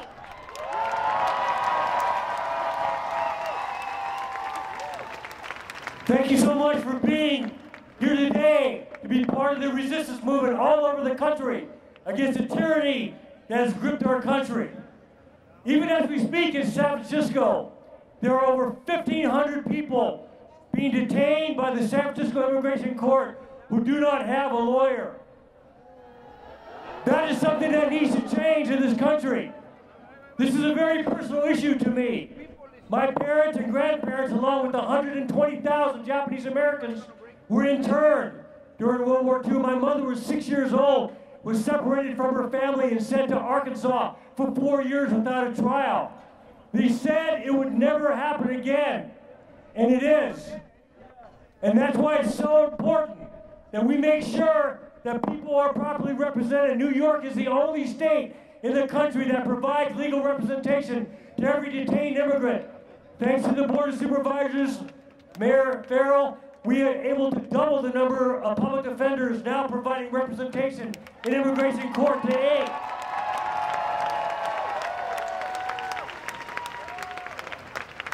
And so please join us in supporting universal representation for all immigrants. Thank you.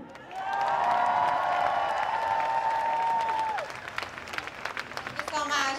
Now we have Tina Shafbahar from the Filipino Community Center. Hi everyone, how's everyone doing today? When immigrant rights are under attack, what do we do? Say, what do we do? Say, what do we do? My name is Tina Shafbahar. I'm with the Filipino Community Center, which is a member organization of the National Alliance for Filipino Concerns, which is an alliance of Filipino organizations in 23 cities in the United States. We stand in solidarity with migrant families at the border who are forcibly being separated by the U.S. government. We join the growing movement calling to end family separation and family detention. We denounce the zero-tolerance policy and Muslim ban that the racist and fascist Trump has imposed on our people. We are here to say, end family separation from our homeland and here in the U.S.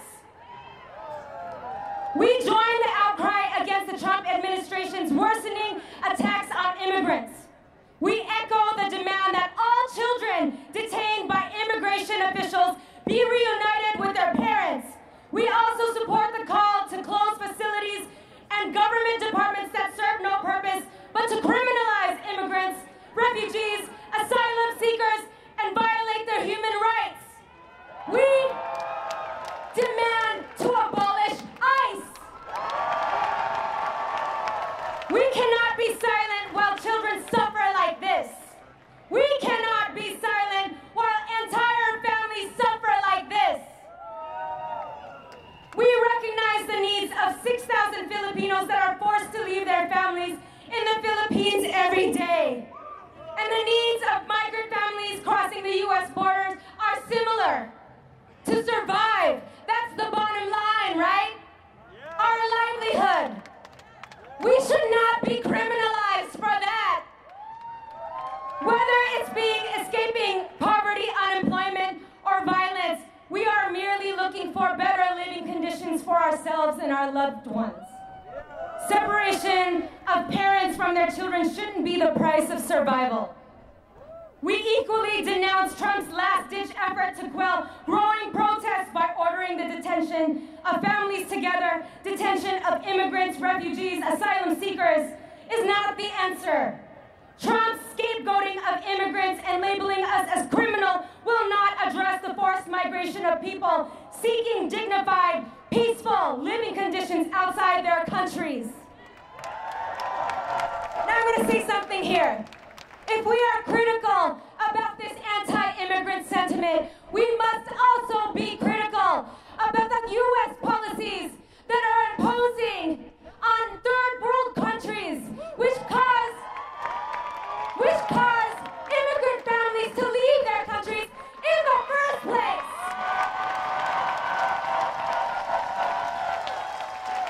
Enough is enough. I heard earlier that it is time to build a movement. Building a movement doesn't just mean to march in the streets. It means to join organizations, to be organized, to make moves against this government that is not treating people right. That is the bottom line.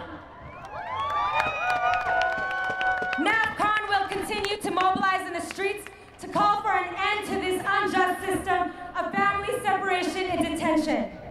We call on fellow Filipinos and our allies to participate in all of the actions, upcoming actions after today. This is not just about today. And this is not new. This is not just something that has happened in the Trump administration. No. So please, organize, mobilize, educate. Thank you so much. Thank you to the Filipino community for being here. And now we have Melba Maldonado, Director from La Raza Community Center.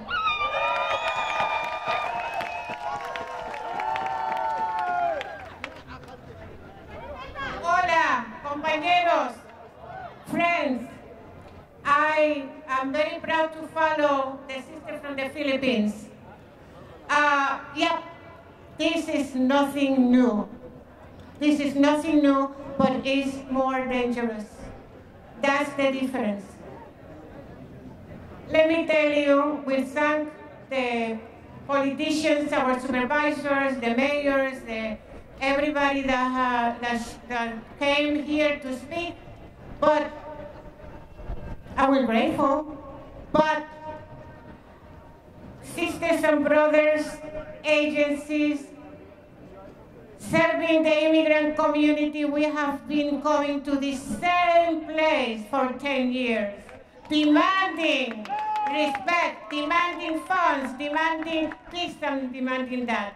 And I am so glad that we have at least 30,000 today to say no to anti-immigration feelings. No, no, no, no to cages.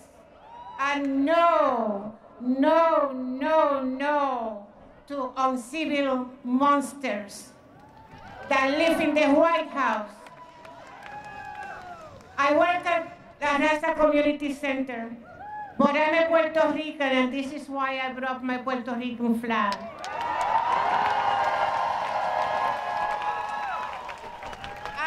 And the reason I brought this flag is to remind you, when Trump decided or announced that he was running for president, he came down the steps, and the first thing he did was to demonize Mexicans.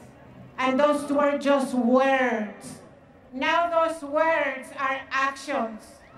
You see, the actions of enslaving, of caging children, and jailing mothers and fathers. So we have to stop this and be ready.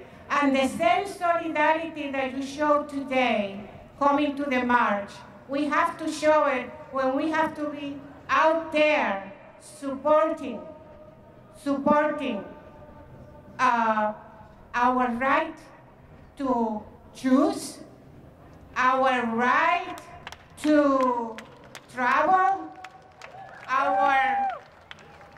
our disdain for the rules of attacking our Muslim brothers and sisters, all those issues, because if not, we are in trouble. Okay, I have to stop right now, but I tell you, we have to do what Trump did to the Puerto Rican people. On the face of everything, he went there and tossed toilet paper. Well, we are going to toss more than toilet paper or paper to Trump. Resist.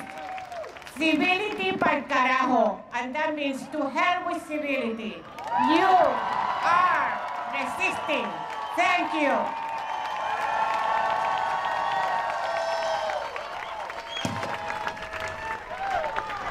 Para el carajo! Resist!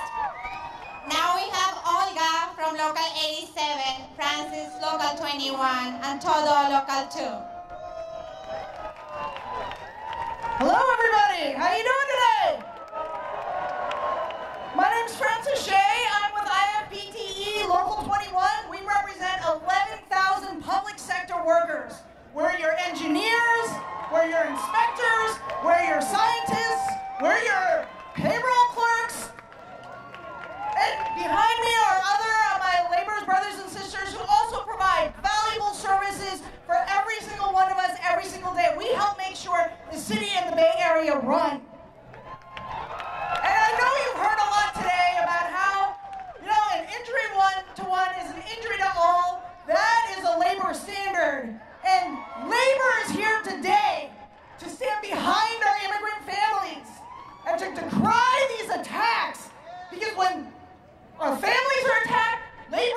attacked.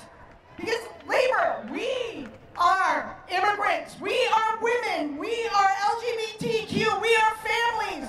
When labor is attacked, when immigrant families are attacked, when women are attacked, we are attacked. So you're going to hear from some of my sisters at Local 21 who are going to share their stories about their fight that they're taking onto the street, and also about some of the stories their union members are facing, their personal stories about being separated.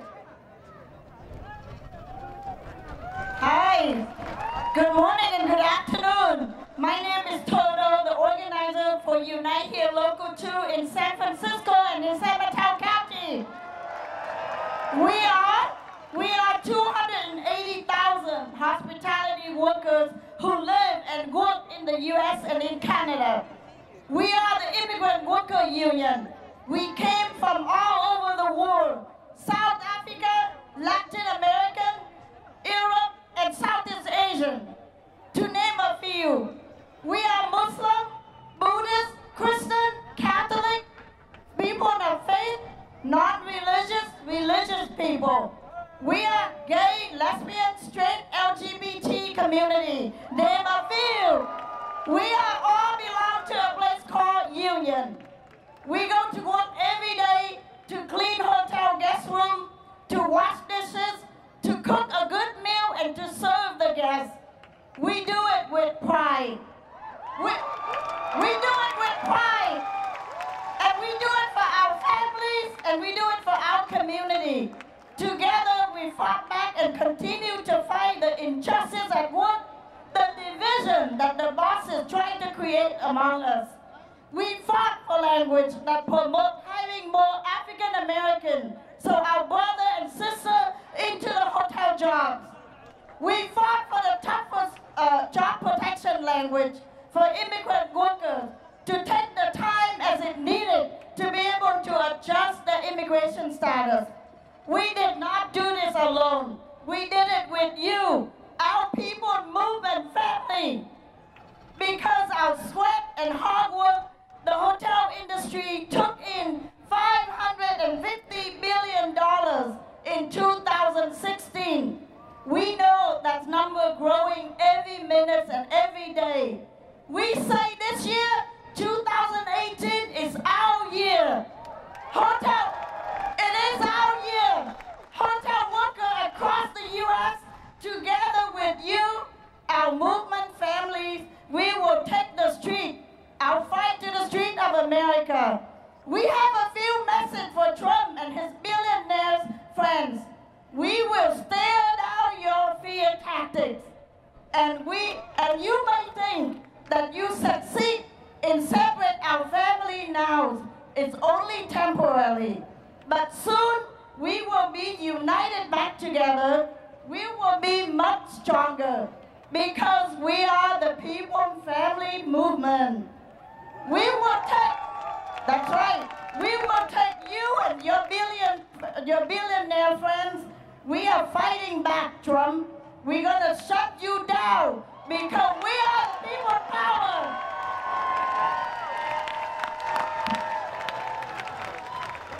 Buenas tardes. Good afternoon. I want to be able to thank everybody that's come out today this afternoon, that's marched. We have marched all of 2017. We'll continue to march in 2018 until all of our babies are brought back to their parents, until all of our children can be held by their mothers and fathers. It is not okay that children at the border right now are being separated from their parents. Those parents and families that are in the crowd that march with their children to teach them it's important that we take a stand no matter how young you are. My mother, Mauricia Flores, a single mother, made sure that no one was separated of all her children. All of us who are here today, thank you for showing up. The discrimination is not over. Companies like Equinox don't allow immigrants to drink from the same water fountain that are cleaning their buildings, their gyms. Equinox is not letting janitors who clean their gyms drink from the same water fountain. Those are the companies that we need to denounce.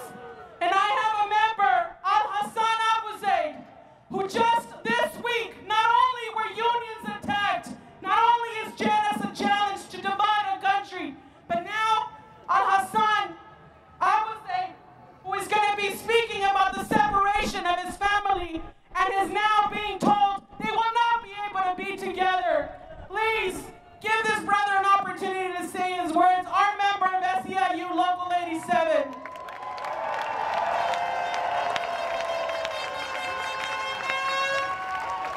أيها الأخوة والأخوات الحاضرون جميعا. Dear brothers and sisters, إن مثلي كثيرون من المهاجرين إلى الولايات المتحدة الأمريكية. I am one of the people who immigrant to the United States of America. ومثلي كثيرون ممن درسوا في بلدانهم وتخرجوا من الجامعات.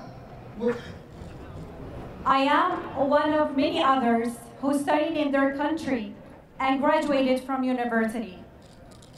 وبسبب ظروف الحياة الصعبة في اليمن قدمنا مهاجرين إلى أرض الحرية وأرض العطاء والخير. Due to difficult conditions in Yemen, I came as an immigrant to the land of freedom, tenderness, and goodness. كنت أيها الأخوة والأخوات قاضيا في بلدي أعمل في السلك القضائي. I was working as a judge in Yemen. بعد 8 سنوات من الدراسة بجد ليلا ونهارا تخرجت من الجامعة بدرجة امتياز. After 8 years of studying hard, day and night, I graduated from university with a degree of excellence. والتي أسعدت بها أسرتي التي كافحت من أجل أن أصل إلى هذه المرحلة التي تحلم بها كل أسرة أن يكون ولدها في قمة الزهو والفخامة ومن أصحاب الطموح والأحلام الكبيرة. A degree which made my family who struggled for me for so many years so happy and proud. كان طموحي دائما أن أهاجر إلى الولايات المتحدة الأمريكية حتى أواصل طموحاتي وأحلامي وهمتي الصلبة. I've always wanted to come to the United States of America to achieve all of my goals and dreams. ودخلت إلى وطن العدالة والقانون في 2015. I came to the land of freedom and justice in 2015. وأنا أعمل عملين ليلا ونهارا دون توقف. وأنا عضو في نقابة العمال AD7 وأعمل في السبت والأحد. هذا من أجل أن أوفر لقمة العيش لأسرتي هنا وأيضا من أجل أن أساعد أخي الذي ينتظر معاملته في جيبوتي منذ سنة ونصف. I am working in 2 jobs, day and night, weekends and weekdays. I am also a member of the local union 87 to be able to make a living for my family here and to help my brother who has been in Djibouti for more than a year and a half. وكلما مرت الأيام والأسابيع والشهور ونحن نتفائل الخير وننتظر الفرج. As the days, weeks, and months passed, we were looking forward to hearing good news. وإذا بنا نسمع القرار الجائر الذي صدمنا جميعا نحن وأبناء هذا الوطن الغالي. We were shocked, like everyone else in the community, when we heard the unjust decision. ونحن اليمنيون نعمل بجد بدون الاعتماد على أحد. We as the Yemeni community are hard workers and very independent. نحن نربي أولادنا على حب واحترام كل البشر. We raise our children to love and respect every human being.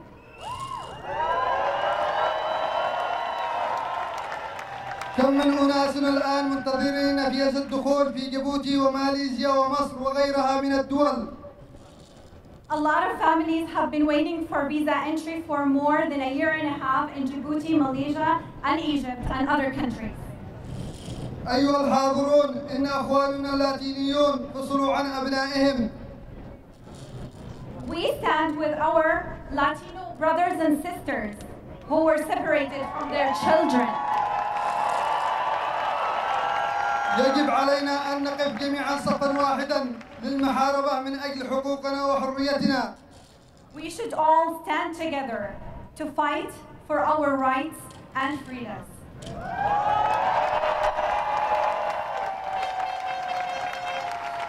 My name is Amal Al-Audi. I am a Yemeni American who was born and raised in Yemen. I've lived in the Bay Area for more than 16 years. I've always felt so fortunate to live in this wonderful country where immigrants come from all countries around the world to enjoy freedom and justice. This country has been great and always will be because of its people who have great values, who are very loving and always welcoming other diversities and cultures. The ban has already caused tremendous suffering for many families and communities. By holding it, the justices are keeping spouses apart from each other and separating children from parents. They are also preventing patients from getting the health care they need and blocking access of education. We felt shocked and devastated for our families who have always dreamed of coming to America for a better life. We know a lot of people who put in all of their investments and financial resources and risk the lives of their own and their lives to go to Djibouti and other countries to get the visa entry. We are standing here today for our families as one nation to let them know we are not giving up until you are here with us. We will not give up until we are together, achieving our goals, our dreams, creating new memories, and opening new chapters in the land of no limitation and under the Constitution who protects our rights and beliefs. Until then, please be positive, spread the word of hope, and help your community with whatever you can. Thank you.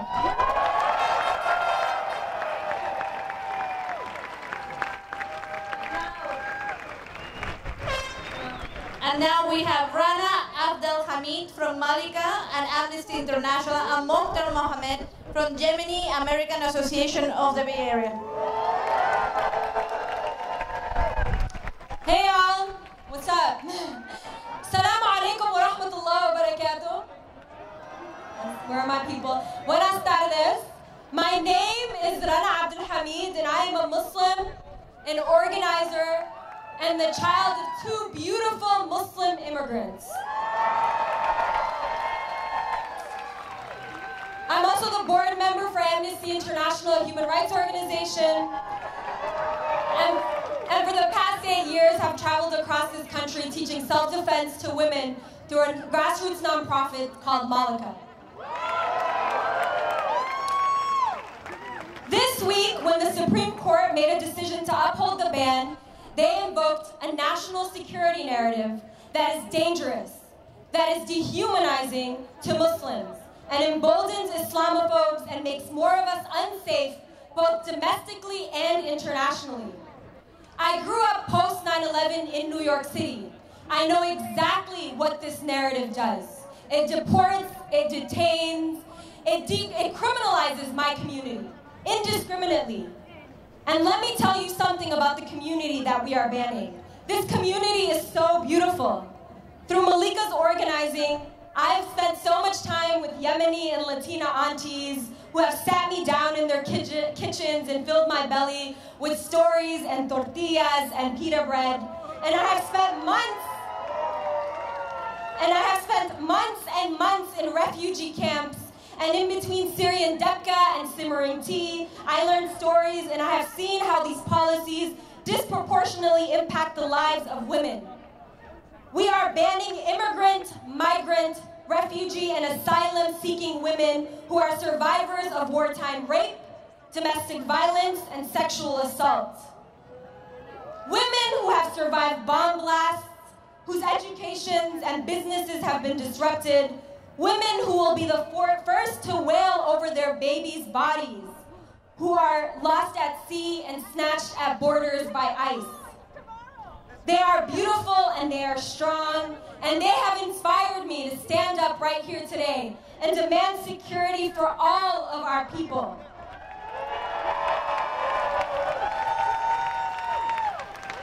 My sisters only want basic safety and human rights. They are not threats. Kinda Darwish, who's the regional director for our organization, is Syrian, and she's not a security threat. The Yemeni college students who are in my neighborhood are not security threats. The Somali mother of 3 in my neighborhood is not a security threat. Hate is a security threat. White supremacy is a security threat. ICE and the separation of families are security threats. They are threats that continue to dehumanize our people. And so I ask you today, as marginalized, impacted people, don't be ever apologetic about who you are. Always be unapologetically you. Muslims, LGBTQ folks, indigenous folks, black folks, we all must continue to show up for each other. And folks who are new to this movement, keep showing up, because we will win when we stand together. Thank you.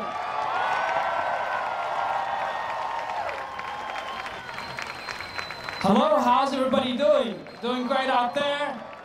Thank you so much for coming. Thank you so much for being here today. My name is Mokhtar Mohammed, and today I am representing the Yemeni American National Association in Bay Area, California. Today I came with my fellow Yemeni American citizens to share with you how we and our families have been impacted by this illegal, unconstitutional, and discriminatory immigration legislation. Our families have been stranded in countries outside Yemen due to the denials of visas to come to the United States. With the largest humanitarian catastrophe in Yemen, our families have been caught between war and ban, and basically the Supreme Court decision to uphold this travel ban killed our hope for joining our family. Now that we're all here today, let me ask you a question and please answer me. Does separating children from their parents at the American border reflect the American values? Does the Muslim ban represent what America stands for? Do Muslims pose a threat to the American national security? Thank you. Our answer is the message that we're sending to the Trump administration today, that the travel ban, a anti-Muslim agenda, contradict the American ideals and undermine the Constitution of this great nation.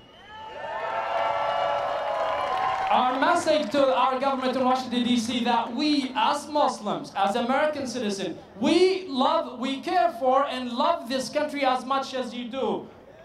Indeed, Muslims have always been an important part of the history of this country. They have fought and died for this country.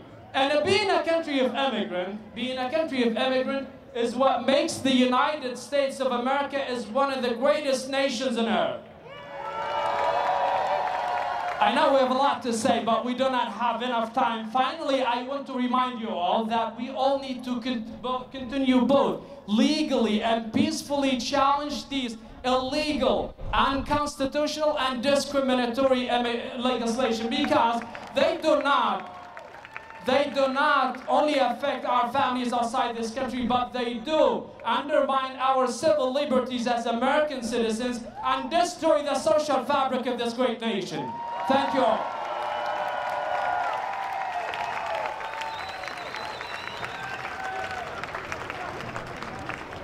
Assalamu alaikum, everybody.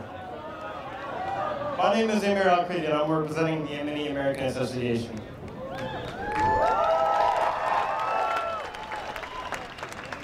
I want to start by saying Assalamu alaikum. Peace be with you, are the words of every Muslim around the world. All right?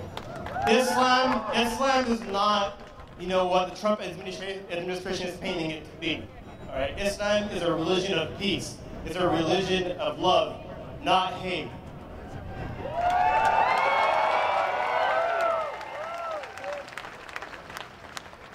Currently in my hometown at Yemen.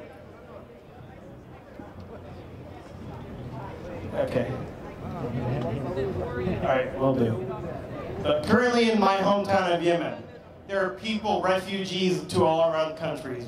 And currently, they're literally stuck in a limbo to where they can't go back to Yemen or can't come to the U.S. to meet up with their families. Let's not forget what Islam had an impact on the U.S. Let's not forget Malcolm X and what he did with Islam in this country. Let's not forget any of that. And to the Trump administration, one message. What's next? What's going to happen after this? What we need to start, we need to fight for our rights as Americans. And we need to teach everyone in the Trump administration. It's all love and not hate. And to the people that came over here, I want to thank everyone. Keep showing up until they overturn this violent message that the Trump administration has put on all Muslims around the world. Thank you very much.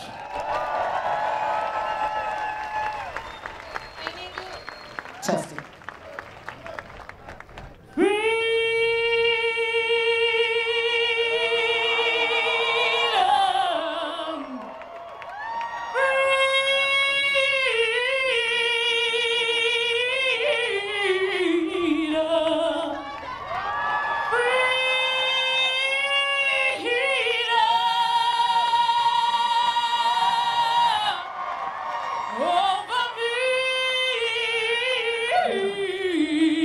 That's the word that we want to hear is freedom. Us before will be slaves. We'll be buried in our graves. Going home. Going home. That's what they want to do is go home. Going home. And we'll be free.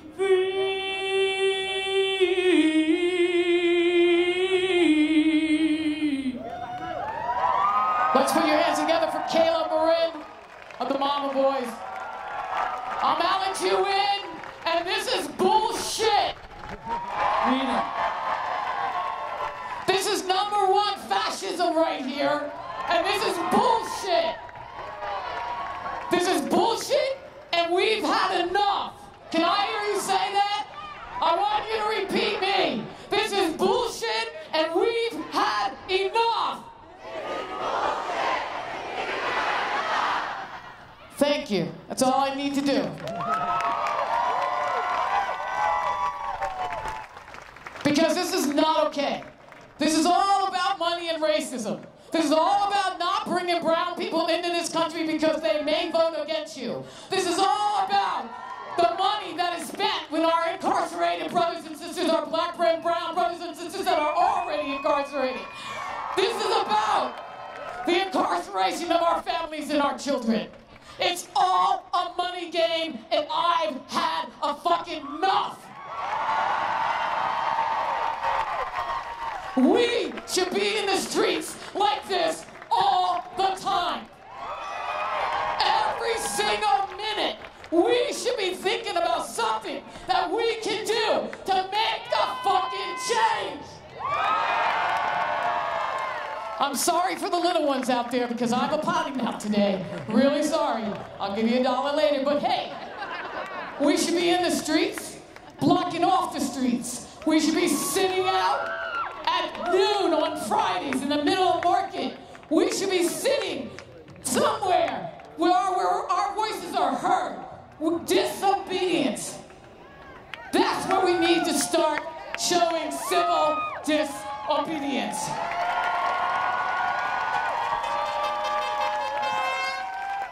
I am an American, and I love my country, and I'm not fucking intimidated, and I'm not going anywhere. This brown chick, this black chick is not going anywhere, and I'm gonna help my other black and brown brothers and sisters to survive in this country of racism because we need you to change us around. Thank you.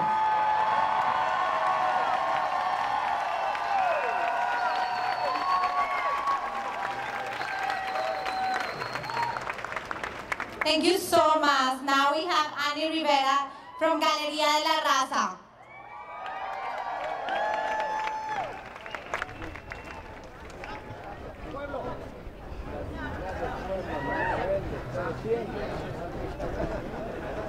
Buenas tardes a todos, ¿cómo están? Gracias por su paciencia. Thank you for being patient. I know there's a lot of speakers, a lot of us have a lot to say. but we're going to try to be fast because we know that the Central American group needs to be up here speaking. This is their issue as well, and they have not been invited to speak up, so I'll be fast. My name is Ani Rivera. I'm the Executive Director of Galería de la Raza. I'm also a board member of the Chicana Latina Foundation of Northern California. Yes. And, you know, we are here today because since the administration took over, it's been really rough. It's been an overwhelming feeling to figure out what we're going to do, how we're going to live through these dark times. When I was asked to speak, I had a moment of reconciliation with my own history, realizing that history is repeating itself over and over. I am a daughter of undocumented parents, and at 4 years old, I had to experience my mother being detained, not knowing if I was going to see her again and what was going to happen. So again, we cannot let history repeat itself. We must follow the quotes and believe that the arc of justice can move in our direction and that our term is now. We have to really believe that. We have to hit the polls. We have to hold elected officials accountable. The ones in Washington, D.C., not on our watch, no more. Children in cages are a violation of human rights. You know, abortions, you know, predatory abortion centers are a violation of human rights. The voter map discrimination is a violation of human rights. And I'm going to tell you something, elected officials. We are putting you on notice now. Because come November, we're going to go to the polls and we're going to vote for the people that are going to represent us and exemplify the values that we want and that we want our society to be. So, yes. So I'm going to keep it short. In this time, we are in a fascist moment. It is no longer, is it going to go there? It is turned there. And we have to support our cultural workers, the people that are putting their heads on the line to give us hope, to give us a vision of what it's going to be tomorrow. So please support artists. Please support also the local organizations that are doing this work day in and day out. I've already said earlier, the Central American Committee has not been invited to speak. They are the ones here working, Carecen. There's been a fund organized by the Horizons Foundation to support 9 organizations whose work is to be the eyes and ears of those most at risk and to protect them. So go to the event Facebook, today's event Facebook, find the link and give them money. They need our support. We cannot work in isolation. That is how we're going to bend this arc. The last thing I want to say is that we must live in joy. We must live and dream. And also to exemplify Dr. King's vision that said, we have to believe, we have to be out there believing that people deserve a meal 3 times a day for their bodies, that people deserve an education and justice, and that people deserve equity and freedom of their spirit. They will not beat us. We gotta move forward. Por último, a las familias que están detenidas, where are the news outlets? This message is for them. A las familias que están detenidas, estamos con ustedes. Se les quiere, se les respeta. Queremos su dignidad y seguiremos luchando por ustedes. Estamos en la lucha. Gracias. Thank you, Annie. And now we have Kelly Wells and Alejandra Rosero. They're lawyers from Deportation Defense, from the Dolores Street Community Service.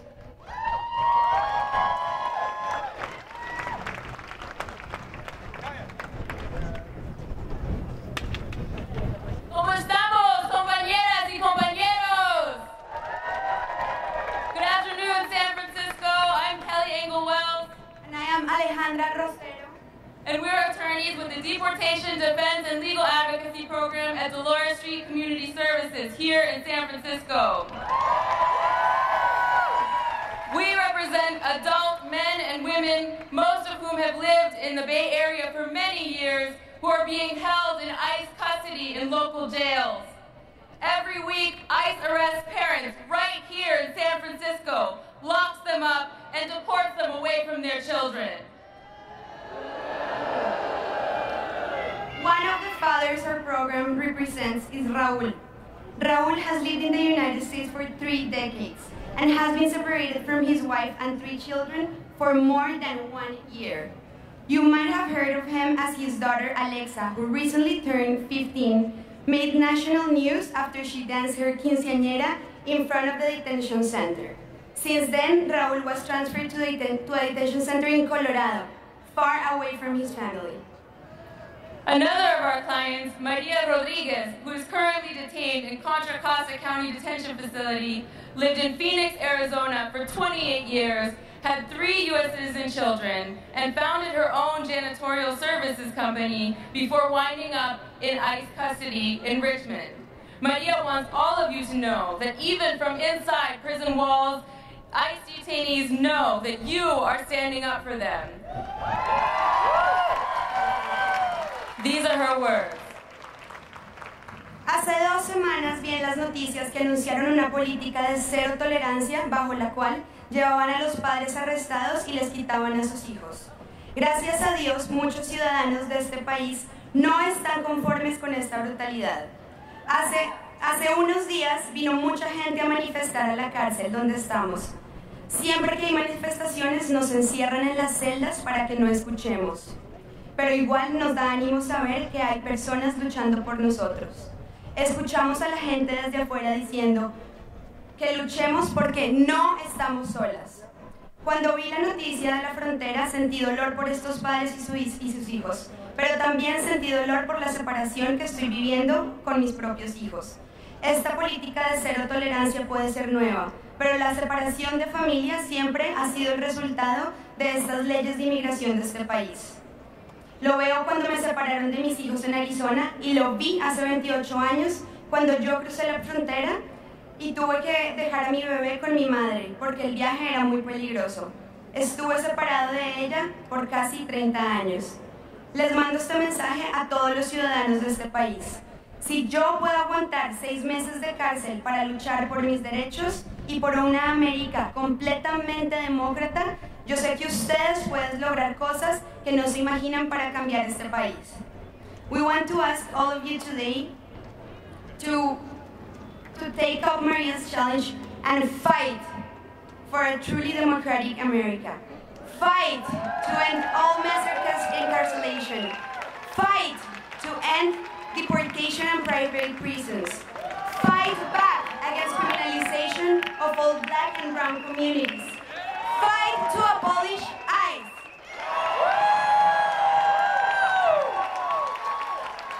And finally, some words for our elected officials who are asking for our support this November. In particular, Senator Dianne Feinstein. If you want our votes, show us your receipts. Senator Feinstein. Senator Feinstein, in 1996, you voted to make millions of people deportable and to formalize collaboration between ICE and the local police. Senator Feinstein, you have voted time and time again to build walls on the border, causing thousands of migrant deaths in the desert. And Senator Feinstein, you have utterly failed to use your power to stand up for dreamers and TPS holders. Senator Feinstein and everyone who's asking for our support in November, you have until November to show California voters with actions, not words, that you deserve to represent us. And come November, I hope that every single person here will demand those receipts. Thank you. Thank you. Let's welcome Maria and Larissa from Carecen. First of all, I just want to start off by reminding you guys why you're here. All of you guys are here because Central American children are being separated from their parents at the border. And I just want to acknowledge that we are the only Central American community resource center in the city of San Francisco, in Northern California, and we have been placed at the end of this program. So I just want to put that out there right now. Let's remind people why we're here and give us our place. With that said, my name is Maria Villalta. I'm a queer Salvadorian American and a San Francisco native. I'm the mother of 3 beautiful children and a soon-to-be grandmother. This is what a grandmother looks like in 2018. I'm I'm a Board of Immigration Appeals accredited representative at Carecen, where I work to help protect members of San Francisco's immigrant community. I'm here with a message for my Central American sisters and brothers. The damage is done. And the only acceptable action to mitigate the torture and suffering of more than 2,000 children and families separated at the border is for them to be immediately released, reunited, and granted legal permanent residency. As Central Americans with a long history in this nation and as taxpayers and active contributors to the social and economic and cultural fabric of this nation, we are outraged and pained, yet not surprised that this government would do this to our people. After all, U.S. foreign and domestic policies have for more than decades produced nothing but suffering, family separation, and forced immigration, and documented human rights violations to our people. I am that Central American child, the proud daughter of Salvadorian immigrants forced to flee during the Civil War in the 1980s. When I asked my mother, why did you come here? Mami, ¿por qué vino? Her response has always been the same. Estábamos en guerra y te quería dar una vida mejor que yo tuve y mira cómo saliste. I wanted to give you a better, her response has always been the same. I wanted to give you a better life than I had. We were at war, and look how you turned out. Pursuing a career in the immigration field is an honor of my mother's journey. She fought for a better life for me and my siblings, and this is my way of thanking her, and the community that has always been there for us, our people. Every day I meet and work with people like my mother, brave women and families fighting for a better future and risking their lives for that better future for their children. You see, in our culture, in my culture, our children and families are sacred, and we do anything to protect them. Our people's suffering, resilience, and sacrifices continue to give the nation role models, attorneys, judges, teachers, doctors, poets, artists, activists, and as I like to call them, straight up chingonas. We are a huge part of what makes this country great. Number 45, we are here to say, ya basta. Stop scapegoating the immigrant community, stop monetizing our suffering, and most importantly, stop torturing our children and families. Las familias son sagradas. Our families are sacred. ¿A dónde están los centroamericanos? ¿A dónde está la raza? ¿A dónde está la comunidad migrante? We're not going to share this stage like we were asked to do. We're going to speak for our people, for our community. We love the love. We love the allies. We've always accepted and welcomed the solidarity. We have been in this country since 1849. We have been here contributing to the economic, social, and cultural fabric of this nation. So we will not be silent. We will not have people speak for our people. We're tired of it. We're tired of being told to share the mic and to give up our time and our voice. It's our kids, it's our families, and I'm not just talking about Centroamericanos. By the way, Carecen's been around for 33 years in San Francisco, founded by Salvadorian refugees. This story is not new to us. Okay? The U.S. has a debt to Central America. The U.S. continues to spend millions and billions of dollars in militarizing our countries and creating the conditions that cause forced migration. Migration is a right. It should not be a necessity. ¡Viva la raza! ¡Viva los niños! ¡Viva Nicaragua libre!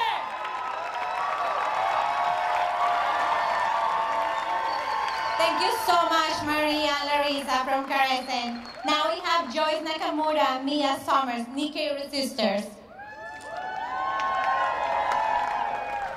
We Nikkei Sisters are here today to condemn Trump's zero-tolerance policy.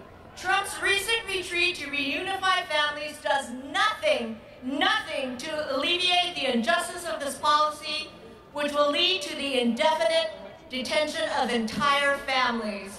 a situation identical in cruelty and injustice as experienced by our Japanese families during World War II. We say zero tolerance for racist policies. We were once vilified as buck-toothed traitors. We were subjected to the propaganda campaign to hunt us down by holders of so-called anti-Jap hunting licenses. This racist frenzy to get rid of the Japs resulted in the signing of Executive Order 90266 by President Roosevelt in 1942, forcing us into concentration camps behind barbed wire, guard towers, and machine guns. 50% of us were children. There was no due process and no rationale for locking us up other than criminalization for being Japanese. This is why we are speaking out and standing up for others facing similar institutionalized policies of racism and xenophobia. We, Japanese Americans, fight for never again. Never again. Where we are today reflects deep-seated racism throughout U.S. history.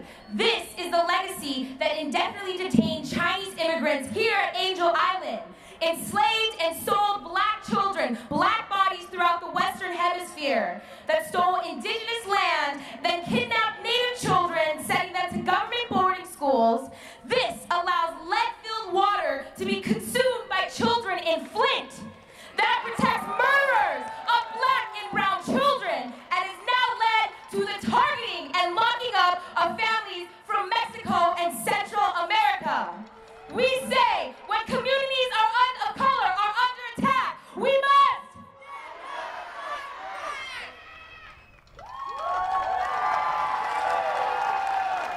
We call for the immediate reunification and release of every parent and child separated under the Trump administration. We demand due process for those seeking refuge and asylum in the United States. We demand the dismantling of for-profit detention centers, the abolishment of ICE, and the end of mass incarceration and mass deportations. We call for fair and just immigration laws that respect and recognize the 12 million undocumented already living in the U.S., those seeking asylum and those wanting to immigrate. We call for the establishment of clear pathways to citizenship. Yes, thank you. We demand an end to all U.S. foreign policies and covert operations that promote neo-colonialist exploitation of economies, creating the very conditions forcing mass migrations by impoverishing and destabilizing nations. We in the Japanese American community stand together with families at the border. Never again!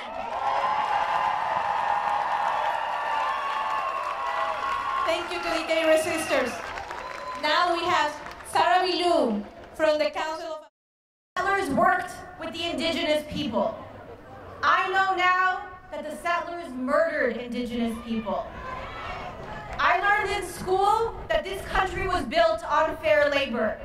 I know now that it was built on slave labor, and that we never outlawed slavery, we moved it from the fields to the prison industrial complex. I learned in school that everyone gets due process and a fair trial. I know now that we sent thousands of Japanese Americans to concentration camps, and the Supreme Court looked the other way. I learned that we welcomed immigrants. I know now that our immigration policies have always been racist. June alone has shown us this. You cannot look at the images of Syrians disabled in war injuries and unable to come to the U.S. and not cry. I challenge you to look at the images of kids being kidnapped by U.S. authorities. Yes, let's call it what it is, kidnapped, and not cry. Then this week, the Supreme Court turned a blind eye to white supremacy and racism. when they said that the Muslim ban is legal. Genocide, chattel slavery, and concentration camps have all been legal in our country's history. And let's be clear, these are not just domestic problems, they are global ones. We are paying Saudi Arabia to bomb Yemen, and then we ban Yemenis from coming to the US. We are paying apartheid Israel as it continues to steal Palestinian land and build more settlements. The same companies building the wall in Israel are bidding for contracts to build a new wall between the US and Mexico. Right, we boo for white supremacy, we boo for apartheid. Legal does not mean right, and in our case, it often means wrong. We have a moral and patriotic obligation to fight unjust laws. I learned in school that the judiciary and legislative branches would check the executive. I know now that the people are who are check the government. All of you. That's where there is justice and power. We are fighting for our country's soul and our people's freedom, and we won't stop. As a director of one of the offices of the nation's largest Muslim civil rights organizations, CARE, I pledge that I will fight alongside you. I will put my body on the line to block ICE buses. I will watch the police. I will fight because this is our moment and our movement. History will judge us. We are not free until all of us are free. Assalamu alaikum. My name is Sharif. I'm with the Arab Resource and Organizing Center. I was born in San Francisco. I live in San Francisco, and I'm the proud son of Palestinian immigrants. This has been a very trying week for all of us. For all of us that are undocumented, crossing borders, attempting to reunite with their families, fleeing US-led wars, each living breath is a resistance to erase us, murder us, cage us, deport us, bomb us, and then ban us. As trying as these times have been, it is also illuminated to the world that we will fight to protect and defend one another. When Trump separated children from their families and imprisoned them, we put outrage into action. We made it clear, and we will hold all of those accountable for this war on our migrant communities. When Trump decided to instead cage children with their families, we made it clear. We do not want prisons or cages for anybody. We do not want anyone to be deported or terrorized by law enforcement, and we say abolish ICE. When Trump decided to ban Muslims in 2017, we shut down the SFO International Airport, demanding that they free our families. And you know what? We won. And because of people power, organized resistance, connected to the struggles of all oppressed people, and following the leadership of those most impacted, this is how we changed the course of history. We resisted the ban and collectively echoed, no ban, no wall, sanctuary for all. We understood then, as we always understood, that our struggles are one and that our enemies are the same. And we must remember, however, white supremacy and racism are not simply the act of one man. It is the systemic assault on people of color, indigenous communities, trans communities, poor and working class peoples for hundreds of years. And after all, it was only days ago that the highest court in the US ruled to uphold the Muslim ban. This decision was made by those tasked with upholding the very government and its constitution. And upholding on that constitution to them means banning Muslims just like it meant interning Japanese or enslaving Africans or committing genocide against the indigenous people of this land. We are continuing to wage wars against communities and peoples all around the world. Our government is racist. Their government's racist policies have no border. And similarly, our solidarity must have no borders and no limits. So together, no ban, no wall, sanctuary for all. No ban, no wall, sanctuary for all. From Palestine to Mexico, these border walls have got to go. From Palestine to Mexico, these border walls have got to go. Thank you very much. Let's welcome Rabbi Sidney Mintz.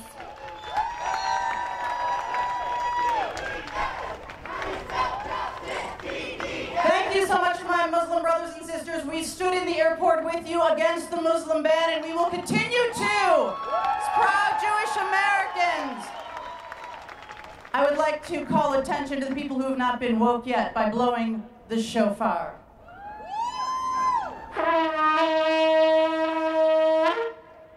It is the wake-up call to all of us who have not been awoken yet in our bodies and our spirits. I represent Bend the Arc Jewish Action. I'm going to ask you to take out your phone for one moment. If it's not in your hand, take out your phone because we are declaring a state of moral emergency. Are we not? Take out your phones and put in your browser, Bend the Arc Jewish Action, and join us as we call a state of moral emergency. Bend the Arc, just like Reverend Martin Luther King said. He taught us all that the arc of the moral universe bends towards justice. Bend the Arc, Jewish Action, call upon all of us as a state of moral emergency. We stand to abolish ICE. Join us at the Richmond Detention Center to abolish ICE.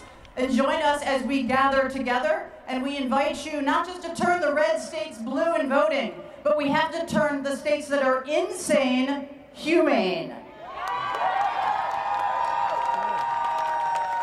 Thank you very much. Thank you, Rabbi. And now we have from ACLU, Basura Tala. Good afternoon. My name is Basura Tala. I'm an attorney at the ACLU of Northern California. At the ACLU, we work to defend and preserve the individual rights and liberties guaranteed by the Constitution and the laws of the United States. There is no law that requires parents and children to be separated. It's the Trump administration that bears full responsibility for this inhumane policy. It's a direct result of the administration's choices that there is a human rights disaster happening at our border. The ACLU is fighting for the immediate reunion of thousands of children with their parents through our class action lawsuit, through our organizing, and through our advocacy. On Tuesday evening, my colleagues won an enormous victory when a judge in San Diego ordered the reunification of thousands of parents and children separated by the administration. In that decision, the judge noted that the zero-tolerance policy had sparked public outrage. And what that means is that your efforts, this march, other marches, your calls have been critical to the success of these efforts. But the Trump administration, as you know, has signaled now that they will indiscriminately detain all families, regardless of whether they are asylum seekers, whether they are flight risks, whether they are a danger to the community. We cannot allow the Trump administration to create yet another crisis by warehousing children and families in prison. Children do not belong in jail at all, even with their parents, under any circumstances.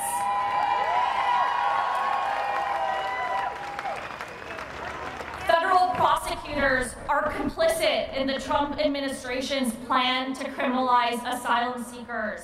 We cannot normalize these prosecutions.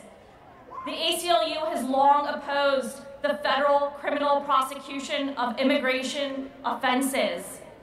And the Trump administration has taken these prosecutions to a new level and using them as a tool to separate families. It needs to end. The bottom line is that the crisis is not over until the Trump administration complies with the judge's order and proves that the policy has actually ended, until every single child has been reunited with his or her parents. We need to continue to demand that the Trump administration be accountable And that's why the ACLU is holding mass mobilizations at the courthouses where these prosecutions are occurring. We're taking to the airwaves with an ad campaign urging the government to reunite families. And through our lawsuits, we continue to fight in court for a process to reunite the families immediately and for an injunction to prevent future separations. Thousands of families have been torn apart by the inhumane and brutal practice of family separation. It's designed to scare families, scare people from seeking refuge in the United States. The ACLU will remain vigilant and relentless in our pursuit of justice for these families. Thank you.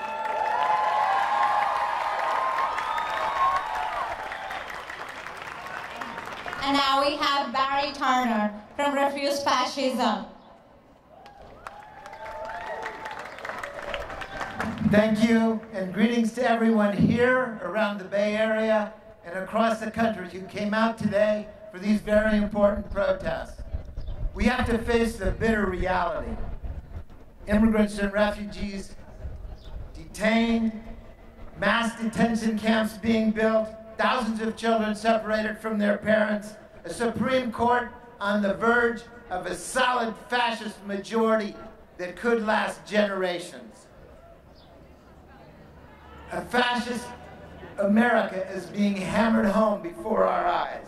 The Muslim ban, white supremacy run amok, environmental catastrophe, naked and brutal misogyny, ripping away the rights of LGBTQ people, devastating regional wars, and the threat of nuclear annihilation. Fuck Donald Trump. Fuck Donald Trump. We, the masses of people, have to act to stop this whole fascist, illegitimate, immoral regime and drive it from power. This is the mission of Refuse Fascism, and it needs to become the mission of everyone here. I personally feel that in the end, we need a revolution to dig the roots up of what's behind this. But for now, all of us must unite on this mission and drive this regime out. And it can't wait until November. This is a great start. But we can't vote ourselves out of the situation we're in. The Trump-Pence regime is shattering norms, radically and aggressively altering the whole and political global agenda. We have to step outside of normal channels and fight. That's what we got to do, and that's what, and the Democratic Party, I'm glad that supervisors were here speaking about, I'm glad this is a sanctuary city, but the leadership of the Democratic Party is not going to stop this, and we have to do it ourselves.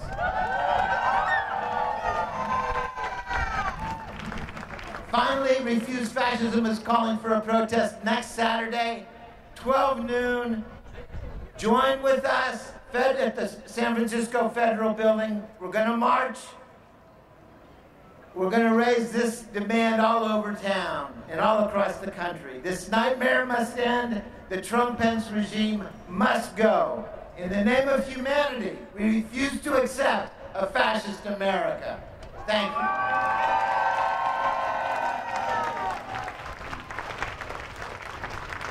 Thank you everyone for being here. And remember, keep raising your voice because together as a family, Si Podemos. And we're here today and we're gonna be here tomorrow and every day raising our voices for the 2,300 children that have been separated.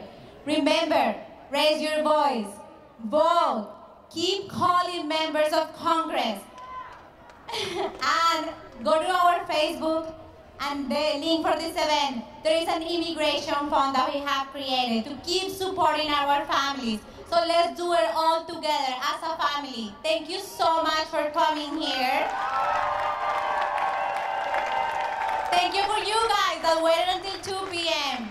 And thank you to our organizers. Let's give them a round of applause. Gracias familia, gracias amigos, gracias por venir.